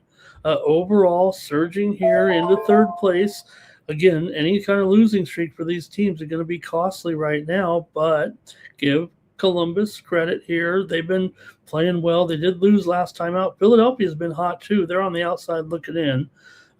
They are 5 points behind the Islanders. It's going to take a lot of work here, but they've won 3 in a row and gone 7-2-1 in their last 10. So both teams playing well. Columbus, one of the best favorites in the league, though, 21-8 overall. You got the Flyers here, 21-28 as an underdog, although they are 15-11 at home here. Blue Jackets still a favorite in this one on the road. Not exactly a comfortable position. The Flyers, like I said, they've been a decent team. So Columbus 4-1 in their last 5. They've beaten Philadelphia in 4 of their last 5 games overall. Columbus 8-3 in their last 11 games on the road. Philadelphia's won 5 of 6. Philly's gone under in 8 of their last 9 overall and 5 of their last 6 overall. Columbus has gone under in 4 of 6 games right now.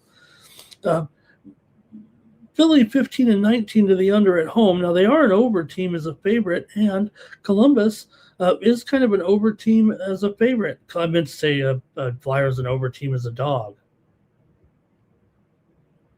So I think this one's you know what? Let's see what you have here in this one. Columbus and the Flyers. I'm probably just gonna take Columbus here. See what we got here in this one with the chat all-stars. We got Jordy on the Blue Jackets here. Cash game, though, is going to go with Philly. Philly Eagle Flyer says Jackets money line under, first period draw. First period under. And Kelly says they just played Columbus. It was 2-1 the other day. It was back 10 days ago. And Columbus won it 2-1. They've won 4 straight games over the Flyers right now. And Jermaine says they're going to get at least a point here. I'm going to take the Blue Jackets in this one.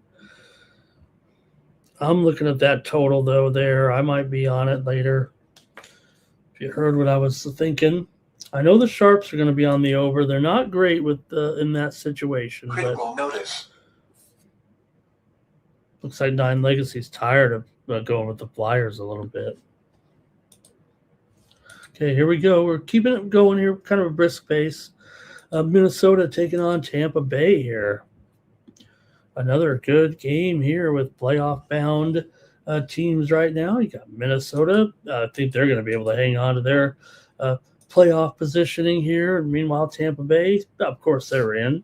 Minnesota right now, like I said, in playoff position. They're going to probably make it here. They're in third place in the Central and on 92 points. So they're not going to fall out. They're in. In fact, they're close to clinching here in the next game or two. So far, the Avalanche and the Stars above them are already clinched. For the Lightning here, they're looking pretty good, 91 points. They've fallen behind Buffalo, but of course, Buffalo's been incredible. So this is a real good game between two playoff-bound teams. I think we're going to see some fireworks here, actually, from both teams. I think Minnesota can hang in this game. Minnesota's 21-8 as a favorite. Let me get the numbers straight here.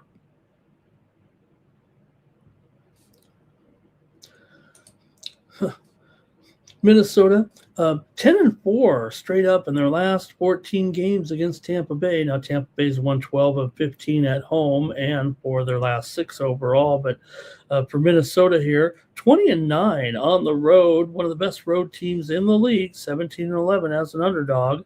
Sure, Tampa Bay, 20-12 at home. And, great record, great team, one of the favorites here to win it all. But Minnesota has been one of the, to me, like the quiet sleeper team here, and I want to give them a chance here in this game at this price. I'm going to take Minnesota, actually. Minnesota's gone over in 15 of their last 18 on the road. Now, they have gone under in 7 of their last 9, but they're 21-12 to the over on the road, and Tampa Bay is a favorite, 33-26 to the over. I think we see goals. I think we see goals in this one, but I'm going to take Minnesota here as a dog on the road against Tampa Bay. I'm going to try the Wild in this one. Tampa's won 8 of the last 11 at home against this team. I don't know if we really even have the trends here. I'm kind of going with the eye test a little bit. Minnesota has won the last 3 meetings between the two teams, including this year's meeting 5-1 at Minnesota back in March. So I'm going to take Minnesota for an upset tonight. Okay, here we go. It's going to be Cash Kane on the Lightning. And Kane says that Minnesota has not been strong all year.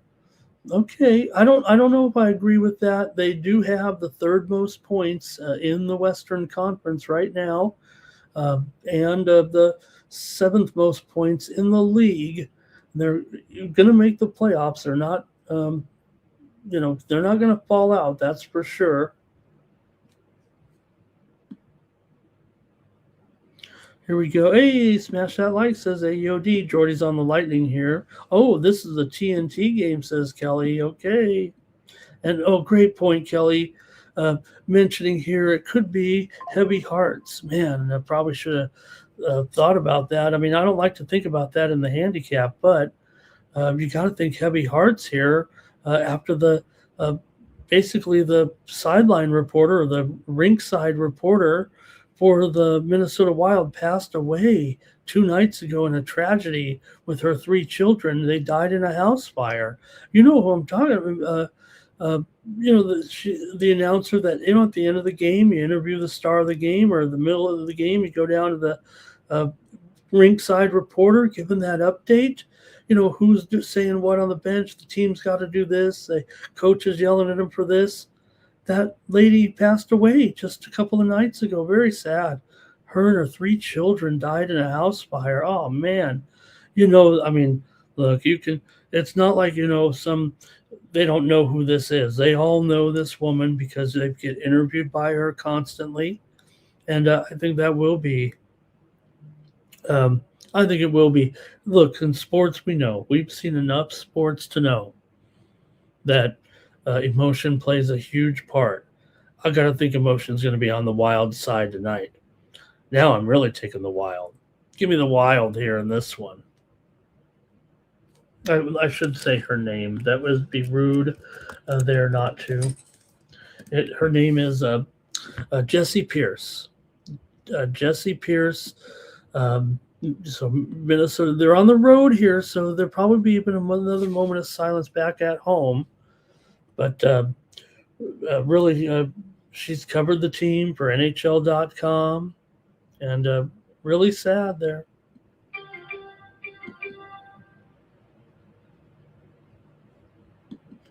The ESPN update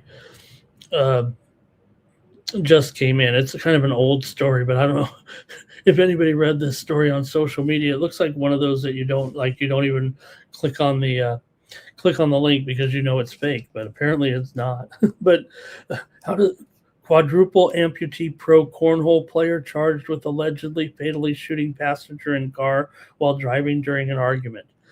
So someone with no, I don't say what it is. It's a quadruple amputee, no arms and no legs, but yet they were able to shoot a passenger in the car while they were driving. I know sometimes they have that driving thing where they drive with their teeth or something. How does that even work? And then how do you shoot somebody when you got no arms and no legs and you're driving? That's talented. That's not funny. We shouldn't be talking about a murder here. I'm the one usually getting all upset when people say dumb things like that, but that does sound impossible. All right, I'll read more into it later. All right, let's see here. Cash gain there. Let's see, Philly Flyer, Lightning, and over. Ken Mizrahi says, what about the Minnesota Stars? I mean, Kaprizov was out there over the weekend here right now. And right now the status is questionable. Eric Sinek also questionable. For Tampa Bay, Hedman is questionable. I'm taking Minnesota. So is Jermaine. So is Crypto. Cash Game going to switch now too, playing with that emotion. Kelly reminded us. Minnesota Wild here for Cash Gain on the puck line. All right.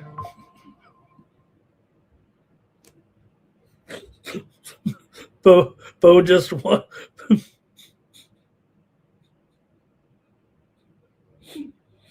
Bo just won the internet. Bo just won the chat for the night. I can't put it on screen, Bo. I'm sorry. Bo has won the chat. His comment cannot be placed on the screen.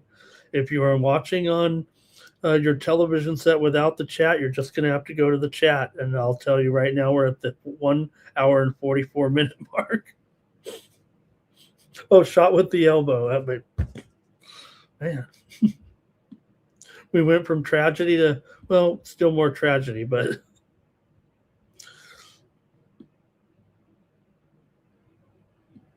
Okay. Let's keep it moving here right now. We got to get through this show. We got 7 more games to go. Golden Knights taking on the Jets here. And again, another important. Every game today has playoff ramifications except the next one after this. But every game has at least one team within shot, still alive in the playoffs. This one, of course, you have the Golden Knights. They're in second place. Look, you're now 4 points behind Anaheim, and Anaheim's been looking good. Not done yet. Golden Knights are going to make the playoffs. That's most highly likely. The Jets are not. The Jets, though, they're still only 5 points out. Could turn it around, but they'd have to get going here. Golden Knights here going to be a favorite, $1.30 on the road against this Winnipeg team, and that seems like a reasonable price right now. But the Golden Knights have lost 3 of 4. The Jets have lost 3 of 4. Golden Knights beat Dallas last time out following losses to Buffalo, Utah, and Nashville. They are 16-13 on the road. It's been a disappointing season maybe for the Golden Knights. I'm holding 2 futures on them to win the conference and the Stanley Cup. They're still the Golden Knights. They should be able to get it going, but will they? For Winnipeg here, I don't even know why pro cornhole player, too. Don't forget, not only did they shoot with their elbow while driving with no arms and no legs, they're also a pro cornhole player, which is a game where you use a motion. What did they do? Hit a button on like a catapult? How are you a pro cornhole player with no arms and no legs? Tell me that, Terrell. Okay.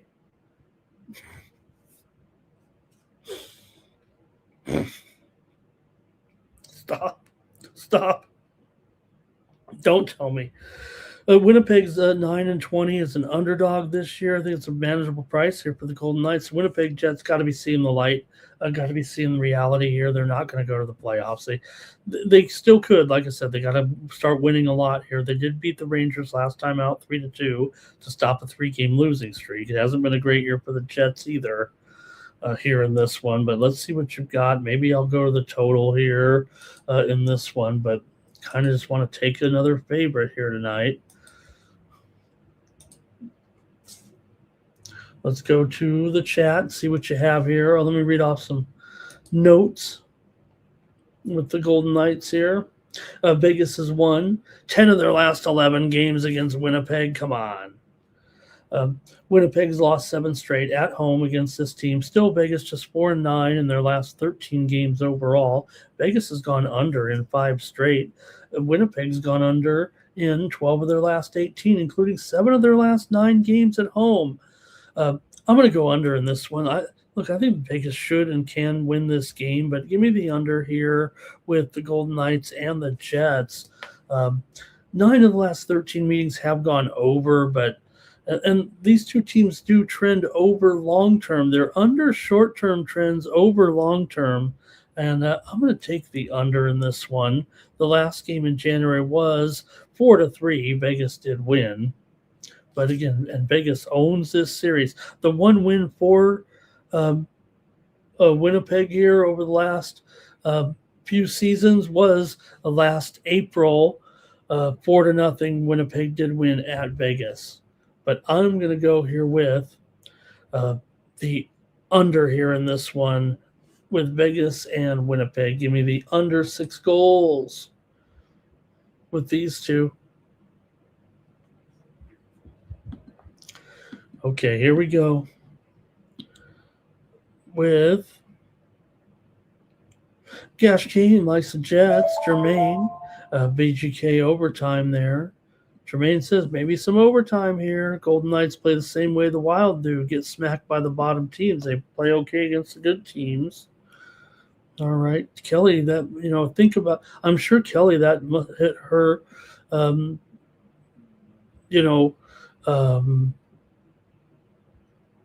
has to strike home, right? When you see that and know that type of tragedy. So that, Kelly already very sympathetic personality, and to think about what that oh man, could you imagine if they were alive, with the fire going on? Oh, you just hope it wasn't you don't want to say it like that, but You hope it wasn't much pain or, think of some things like that. Vegas owning the series. Line is fishy, says Kelly should be higher. Golden Knights money line and under. PG Cray not playing well, says Jermaine, but what are you going to do? All right, that's going to be it for that one. We're going to keep it moving here. How about the Capitals taking on the Blues? Look, this one, even on this show, I probably should have got rid of this game. But I just figured we're doing all these other hockey games. Might as well do them all. Let's not spend much time on this one.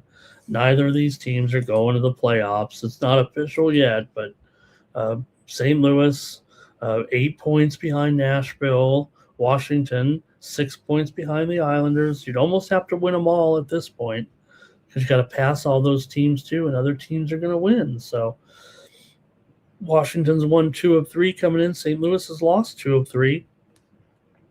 St. Louis beat Vancouver last time out on the road. They return home from a 3-game road trip here. Washington, meanwhile, hitting the road after their last 4 games at home.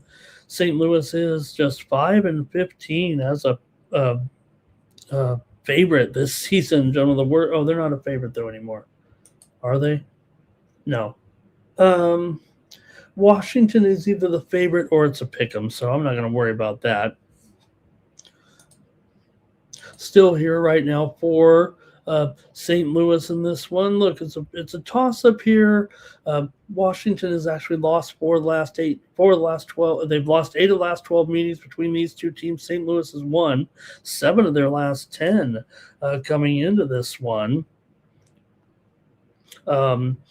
7 of the last 8 meetings between these two teams have gone over, but Washington has gone under here in 6 straight games, and St. Louis has gone under in 5 straight games. So series history kind of says over. Even the long-term trends kind of say over a little bit here. St. Louis has gone over in 6 of their last 8 at home, but I think this one we might get an under here with these two, especially the two teams combined, 62 and 78 to the under. All right, I'll go to the chat. Like I said, we're not going to worry about this game too much here. And I'll go ahead and I'm going to take the Blues at home. Give me the Blues here to beat the Capitals at home. I'll try the Blues there. Okay.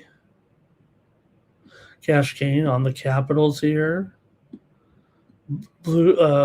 Jordy's on the Blues money line. 9 Legacy Minnesota Wild money line, Winnipeg Jets money line, St. Louis Blues money line. I did get stuck. I don't want to. Kelly had such a tragedy there; it'd be ridiculous for me to say. But I was at work one time, and I worked at a Indian reservation casino with a long, winding road. There's really only one road in, one road out. There was one of those California. Fires, and I had to stay at the casino for 3 nights. Actually, they wouldn't let anybody out because of the fire all around it. But we just got to stay in the nice hotel. The employees did. Everyone was staying. Even the players were struck. A little bit of breaking news here coming right now out of golf as Scottie Scheffler has withdrawn from the Houston Open this week. Now, reportedly, he's expecting a birth of a child this week. So just going to take off the Houston Open. Jermaine says St. Louis has been playing pretty well here out of the break right now. Recently, real good, strong record here of late. But Kane says the Blues aren't winning 2 in a row. Caps money line here. And under. Caps unders lately. Kelly says under 6. Move it. All right, let's keep it moving here right now and go to the Devils here taking on the Stars in this one. You got Devils here, pretty big underdog against the Stars right now. Stars $1.70 total. Maybe 5.5 over 30, maybe 6 under 20, right around there. With this one, Dallas has lost 2 straight. New Jersey's won 3 of 4, but Dallas with back-to-back losses here to Minnesota and BGK, they really are not playing very well right now. Feels like one of the worst stretches of the season here currently for the Dallas Stars. But for the Devils here, they did lose to Washington last time out, 2-1. They played well. They had won 3 straight before that. Devils are playing pretty well here right now. It feels like to me, in comparison anyway, to the Dallas Stars. These two teams did play their first game. It was back in December. It was 3-0. Dallas did get the win there on the road at New Jersey.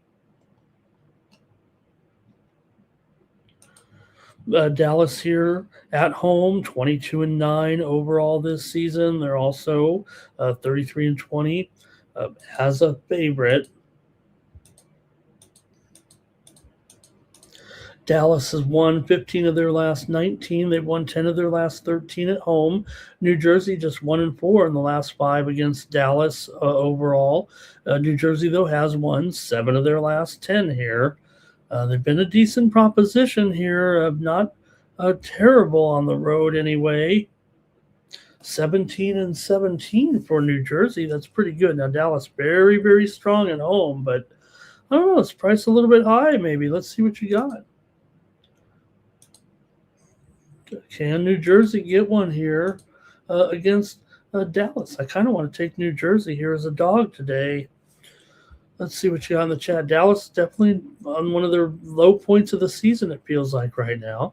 Stars money line here for Cash Kane. Stars money line for Jordy. Devils on the puck line would make more sense there, says Kane, except I don't like to lay on the show. I don't like to lay a bigger price as that on the show.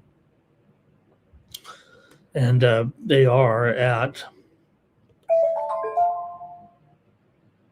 plus 1.5 at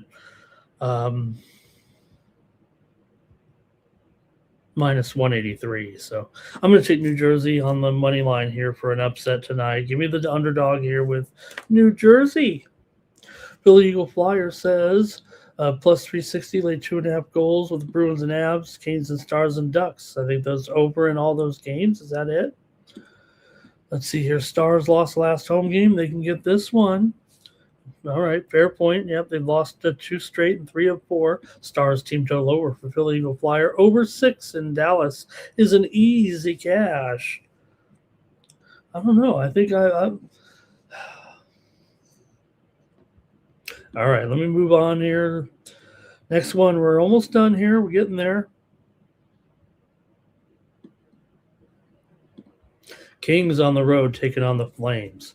This is a disaster spot for the Kings. As bad as they've been, they struggle so mightily against Calgary. And now the Kings have lost 3 in a row, and Calgary's won 3 in a row. Could it be the time to turn around, or are you going to go to, Calgary dominates this series now. LA did win won the last meeting 2-0 at home, but before that, it's pretty much all Calgary between these two teams, as bad as Calgary's been. They've actually won 6 straight games at home against the Kings, and Kings here are just 1-4 in their last 5 against Calgary overall. Kings have lost 4 of 5. Calgary's won 4 of 5 at home. Calgary's won 4 of their last 6 overall. 5 of the last 6 meetings between the two teams have gone under. LA's gone under in 8 of their last 11. How does this one not go under? Feels like it's going to be 3-2 all over this one. I'm going to take the Flames here for sure, but I might be playing the under too. But this is it. The Kings just don't do well in this spot, despite the fact they're a very strong road team, 18-9. The one thing Calgary does, they still 19-13 at home, even though we make fun of them, and they're not going to the playoffs. But neither are the Kings. The way it's going right now, they've fallen out. They're trailing to Nashville by 2 points. They need wins, and they've lost 3 in a row. So it's really gone haywire here at the wrong time for the Kings. They've been so up and down this year anyways. They'll probably come back with a strong finish and end up just short of the postseason. Seen that before. Connor Zari's questionable for Calgary. Kuznetsov questionable as well. Jake Bean now ruled out for the season, the defenseman. But I'm going to take Calgary here at plus money in this one. Let's see what you got in the chat. Calgary for Chicago Joe. And Nine Legacy says, I've been riding these Flames. I'm not going to stop going with them here right now. The one thing about the Flames, like I said, they're good home, decent home record. And for all the disaster here, they're up almost 3 units this season at home. Doesn't sound great, but when you're down 11 and 2/3 units on the road, here's Jordy on the Flames. And like I said, the Flames own this series. The Kings can't even score against the Flames. In the last 5 games against the Flames, the Kings have 6 goals total in the last 5 games, dating back to the last 2 seasons. All right, and let's see here. Mega Overtime says, Jermaine, Philly Eagle Flyer says, lean into the over in the draw in this one. I got to go under probably, but let me take the Flames here as my pick on the show.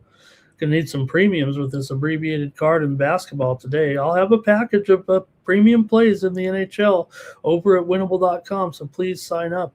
You've probably already heard me say what some of the teams are, but if you don't know, why not go over there and sign up for today or maybe 3 days, 5 days, 7 days, a week. I'll tack on some extra days over there if you use the promo code STEAM. Oilers and Mammoth here right now coming in. You got the Mammoth here, slight favorite at home against these Oilers. Bummer for the Oilers. I still can't get over the fact that Draisaitl's out. I think that's a huge blow to Edmonton. As inconsistent as they've been, look, Edmonton's going to the playoffs. They're not going to fall out, I don't think. They are on 77 points. I mean, there is a chance that they could get passed up by, but it'd have to be a team like the Kings, and the Kings aren't doing it. Neither is Seattle, neither is San Jose. It does feel like Edmonton is going to get there and make this playoffs and hope maybe they can get some momentum somehow, but it does hurt. I have to think it's got to be without Draisaitl here going to be a problem. Now we know all these games going over with these Oilers right now, but I'm probably going to take the over again, even though maybe the scoring's been suppressed. But here's the thing, Edmonton here, they're an underdog. They're 10-1-1 to the over as an underdog this season. 12 times, 10 overs, 1 push there. Why wouldn't it go over again? You look at, we already know Edmonton. You try to think every game goes over. It doesn't, but in fact, on the road, they're just 18-17 to the over. But they're 42-27, most of those at home. But again, as an underdog, 10-1-1, that sounds pretty solid. Utah is not necessarily an over team, but at home they are 19-15 to the over. 4 of the last 5 meetings between the two have gone over, and 5 straight meetings here in Utah have gone over. That might be 4 meetings in Utah, 1 in Arizona. I'm trying to think right now. Edmonton has won 11 of the last 13 games against Utah, but I think this one's going to get a little tougher. We're seeing the Mammoth here. Look, the Mammoth are in right now. The Mammoth are in. They're probably in. I don't think they're going to fall out of the playoffs. They are the number 1 wild card here, 7 points clear of the closest pursuer, the LA Kings. So the Mammoth are in. They're having a great season here. They're not going to catch the Minnesota Wild. They're definitely going to be a wild card, but they're in. And Edmonton, like I said, they're in too. They're not going to blow it. These are 2 playoff-bound teams. But for me, in this one between Edmonton and Utah, I'm going to take the over. I'm going to go over here with these 2. Like I said, Edmonton 10-1-1 to the over as a underdog, and given the way they play, why wouldn't it be like that again, even without King Leon in there? Edmonton's gone over in 13 of their last 20. They've gone over in 5 straight games here, and I said that already. Utah has gone under in 8 of their last 12. Okay. Edmonton also, they're talking about those underdog role. They're just 3-9 as a dog, so. That's they're an underdog. They're supposed to lose, but I don't think 3-9. Utah 27-19 as a favorite, 19-12 at home might be a good spot here for Utah at a decent price, especially when you consider one of the best players in the league on the Edmonton Oilers is out for the season, and just lost him here, obviously, in the last few games. All right, Nate Schmidt's questionable for Utah on defense. Here's some plays from the chat. Okay, over for Jermaine. Robert's going to take the Oilers. Oh, Robert Dixon's here. He's here. He made it. Philly Eagle Flyer. Only on the over here in a parlay right now. Probably getting on that Utah team total over, he says. All right, one more, guys. That's a lot of hockey. So I know I'm kind of sound like pretty monotone here right now.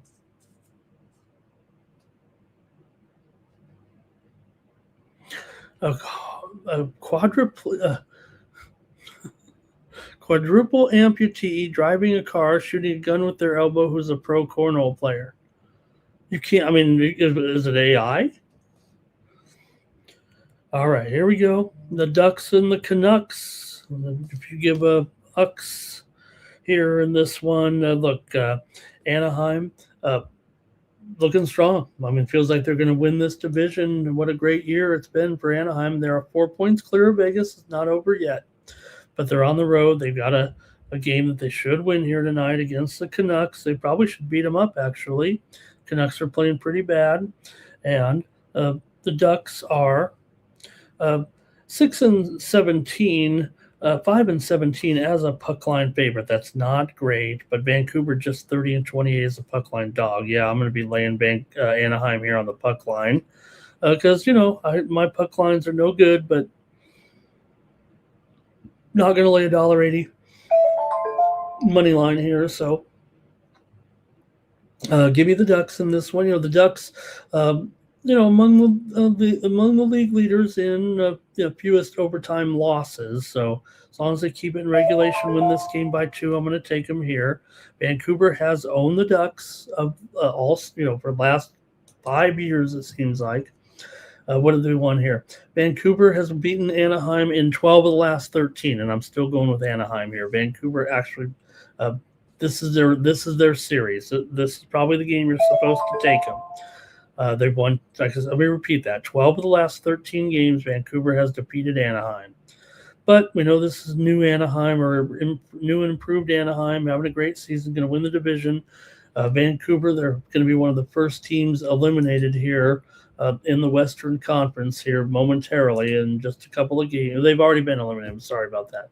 They're the only team that's already been eliminated from postseason contention. So I'm going to say it's just a little bit different right now, and I'm going to take the Ducks here on the puck line over Vancouver. You think about it, these two teams should be over teams. They're combined 80-59 to the over. Anaheim 15-7 to the over as a favorite. Vancouver 23-13 to the over as a dog. But the short-term trends point to the under. Anaheim's gone under in 8 of 12. 8 of the last 12 meetings between the two teams have gone under. But I'm going to go with the Ducks here on the puck line as my play, and the show is over. And as usual, I have forgotten to start the contest here again. All right, you know what that means when I forget to do the contest? That means we just tell everyone that you can get 1 free week of subscriptions when you use the promo code LIVE, LIVE, over at winnable.com. Use the promo code LIVE. This goes for anybody. If you want 7 free days of those plays from me, go to winnable.com and sign up and choose 1 week. You will need to cancel after 7 days, but hopefully you won't be disappointed and you'll just resubscribe. It's a little marketing trick. You give a free subscription, I win for a week, and you say, why have I not been subscribing to Ramon's Picks and giving him the support here on the channel? Okay, I do see the video. It just came out within the last hour there. Maybe that's what Terrell saw. If you go to TMZ's feed on Twitter, they said he showed people on social media how you can load and fire a handgun in a resurfaced clip. So you can go check it out and see how he probably killed the guy, killed the person, unfortunately. But as Bo said, there's no evidence. There are no fingerprints. All right. Or you can use the promo code STEAM to save 20%, but get that free subscription. I got free plays over there too. Just sign up for the free. Just get the free. I want to make sure everyone's signed up, get more picks from me every day over at winnable.com. This is how you get my timely, and like I said, I already have a tennis package out today over there, and we'll look at some other stuff too. We're underway in tennis right now. In fact, I think one of my matches is on that card here as we've just started. Oh, no, I didn't play that match. Okay. But Corda and Landaluce are underway. Landaluce was a great horse back in, I want to say, the 80s. Landaluce, I think it was in the Triple Crown races, Landaluce. But coming up in an hour, half hour, Taylor Fritz and Lechka, I got a pick in that one. Followed by Vachereau and Fees, I got a pick in that one. Then Echeverry and Tommy Paul, I got a pick in that one too. And then later on, Mitchelson and Sinner. And then tonight, we've got action on the ladies' side. And I'll probably be coming in there with those matchups. We got some good matches here. Near pick'ems, and Boca and Muchova, and Bencic and Goff. Waiting to see who advances, and then other women's matches here coming up the Miami Open. If anybody saw Aryna Sabalenka after winning her match against Xinwen Wang, I think there, the reporter this is a great idea, right? I think this is what happened. I couldn't interpret the video, but it's good to get an interview or make someone happy. They'll talk to you a little bit more. And what it looks like is the reporter got Aryna Sabalenka the golden glizzy. Aryna Sabalenka got the golden glizzy, and she ate it on camera. Now, the golden glizzy is a $100 hot dog at the Miami Open. Well, it's not just any hot dog. It's Wagyu beef hot dog, topped with caviar, and also, oh God! Now I damn it! What's the other? It's some other ritzy food. It's topped with caviar and creme fraiche as well, and also gold leaves there. Gold flakes. So it's $100, and she loved it. She ate the golden glizzy and after her match. The show's over, by the way. Thank you for joining me. And we'll be back here tomorrow with more Morning Steam. Later on today, we'll have BB MMA picks. It'll come out there after Mikey's show. We'll run it on a tape delay. You can watch it there, and I'll try to join you in the chat if you'd like. And get ready for the fights here this weekend, as Mikey has his show at 5 p.m. Eastern, 2 Pacific time for pre-gaming here today. So make sure you're checking out Mikey. That's going to do it here for the show. Can't wait. Tomorrow, baseball season, everybody. Let's get ready. Should be awesome. Thanks for all the comments in the chat here as well. Let's see what else everybody said there as we head on out. Okay, we've got here Stack showed up today. There he is. Jordy's on the Ducks. Kane on the Canucks. Philly Eagle Flyer Ducks team total over. And maybe Canucks could win tonight. 9 Legacy, Vancouver. I learned last night 9 Legacy saying maybe it's an AI amputee. How about have you seen the lady? It's an AI. It's actually created by a man. I saw the making of it, but it's an AI lady, and she goes around like in history and says, "Here I am in ancient Greece," and all right, Andrew K, thank you. And use the promo code LIVE. Thank you, Justin. Everyone use that promo code LIVE. Thanks for making a graphic for me there, Justin. Abs win the cup versus the Canes. Great show, everybody. Great show. Bo Jackson there. The line of the night. All right, I think I got through everybody. Chicago Joe, AOD. Jermaine's going to give the glizzy there. And can't wait for the baseball game. Just wish it was going to be full bore baseball season here. Still got a few days to wait, but we got that first game. That's going to be Awesome there. Also, we got Tuesday college baseball today. I'm going to get a package together with baseball because it's such a light card here. So I'm going to be coming in there big time. Then we got the action on Thursday kicking off. But like I said, I just prefer the old school where the Cincinnati Reds played the first game of the season, and all the games are on the same day. And we do have all the day games coming in on Thursday, so it should be awesome. To get baseball going here. There'll be some busy shows for sure in the next couple of days until we start to kick some of these teams out of the show when they miss the playoffs. All right, everyone, thanks a lot. That's going to do it. See you tomorrow here for Morning Steam for the Sports Money Network. I'm Ramon Scott. Thanks for joining me from Las Vegas. Take the 100-yard dash to the window. I don't know what you thought. It's Ramon Scott running so hot. Sports make money and we make money with sports money every single day. NFL, NHL, NCAA. Stay away from the juice, we might play a parlay. It's the Morning Steam. Ramon Scott.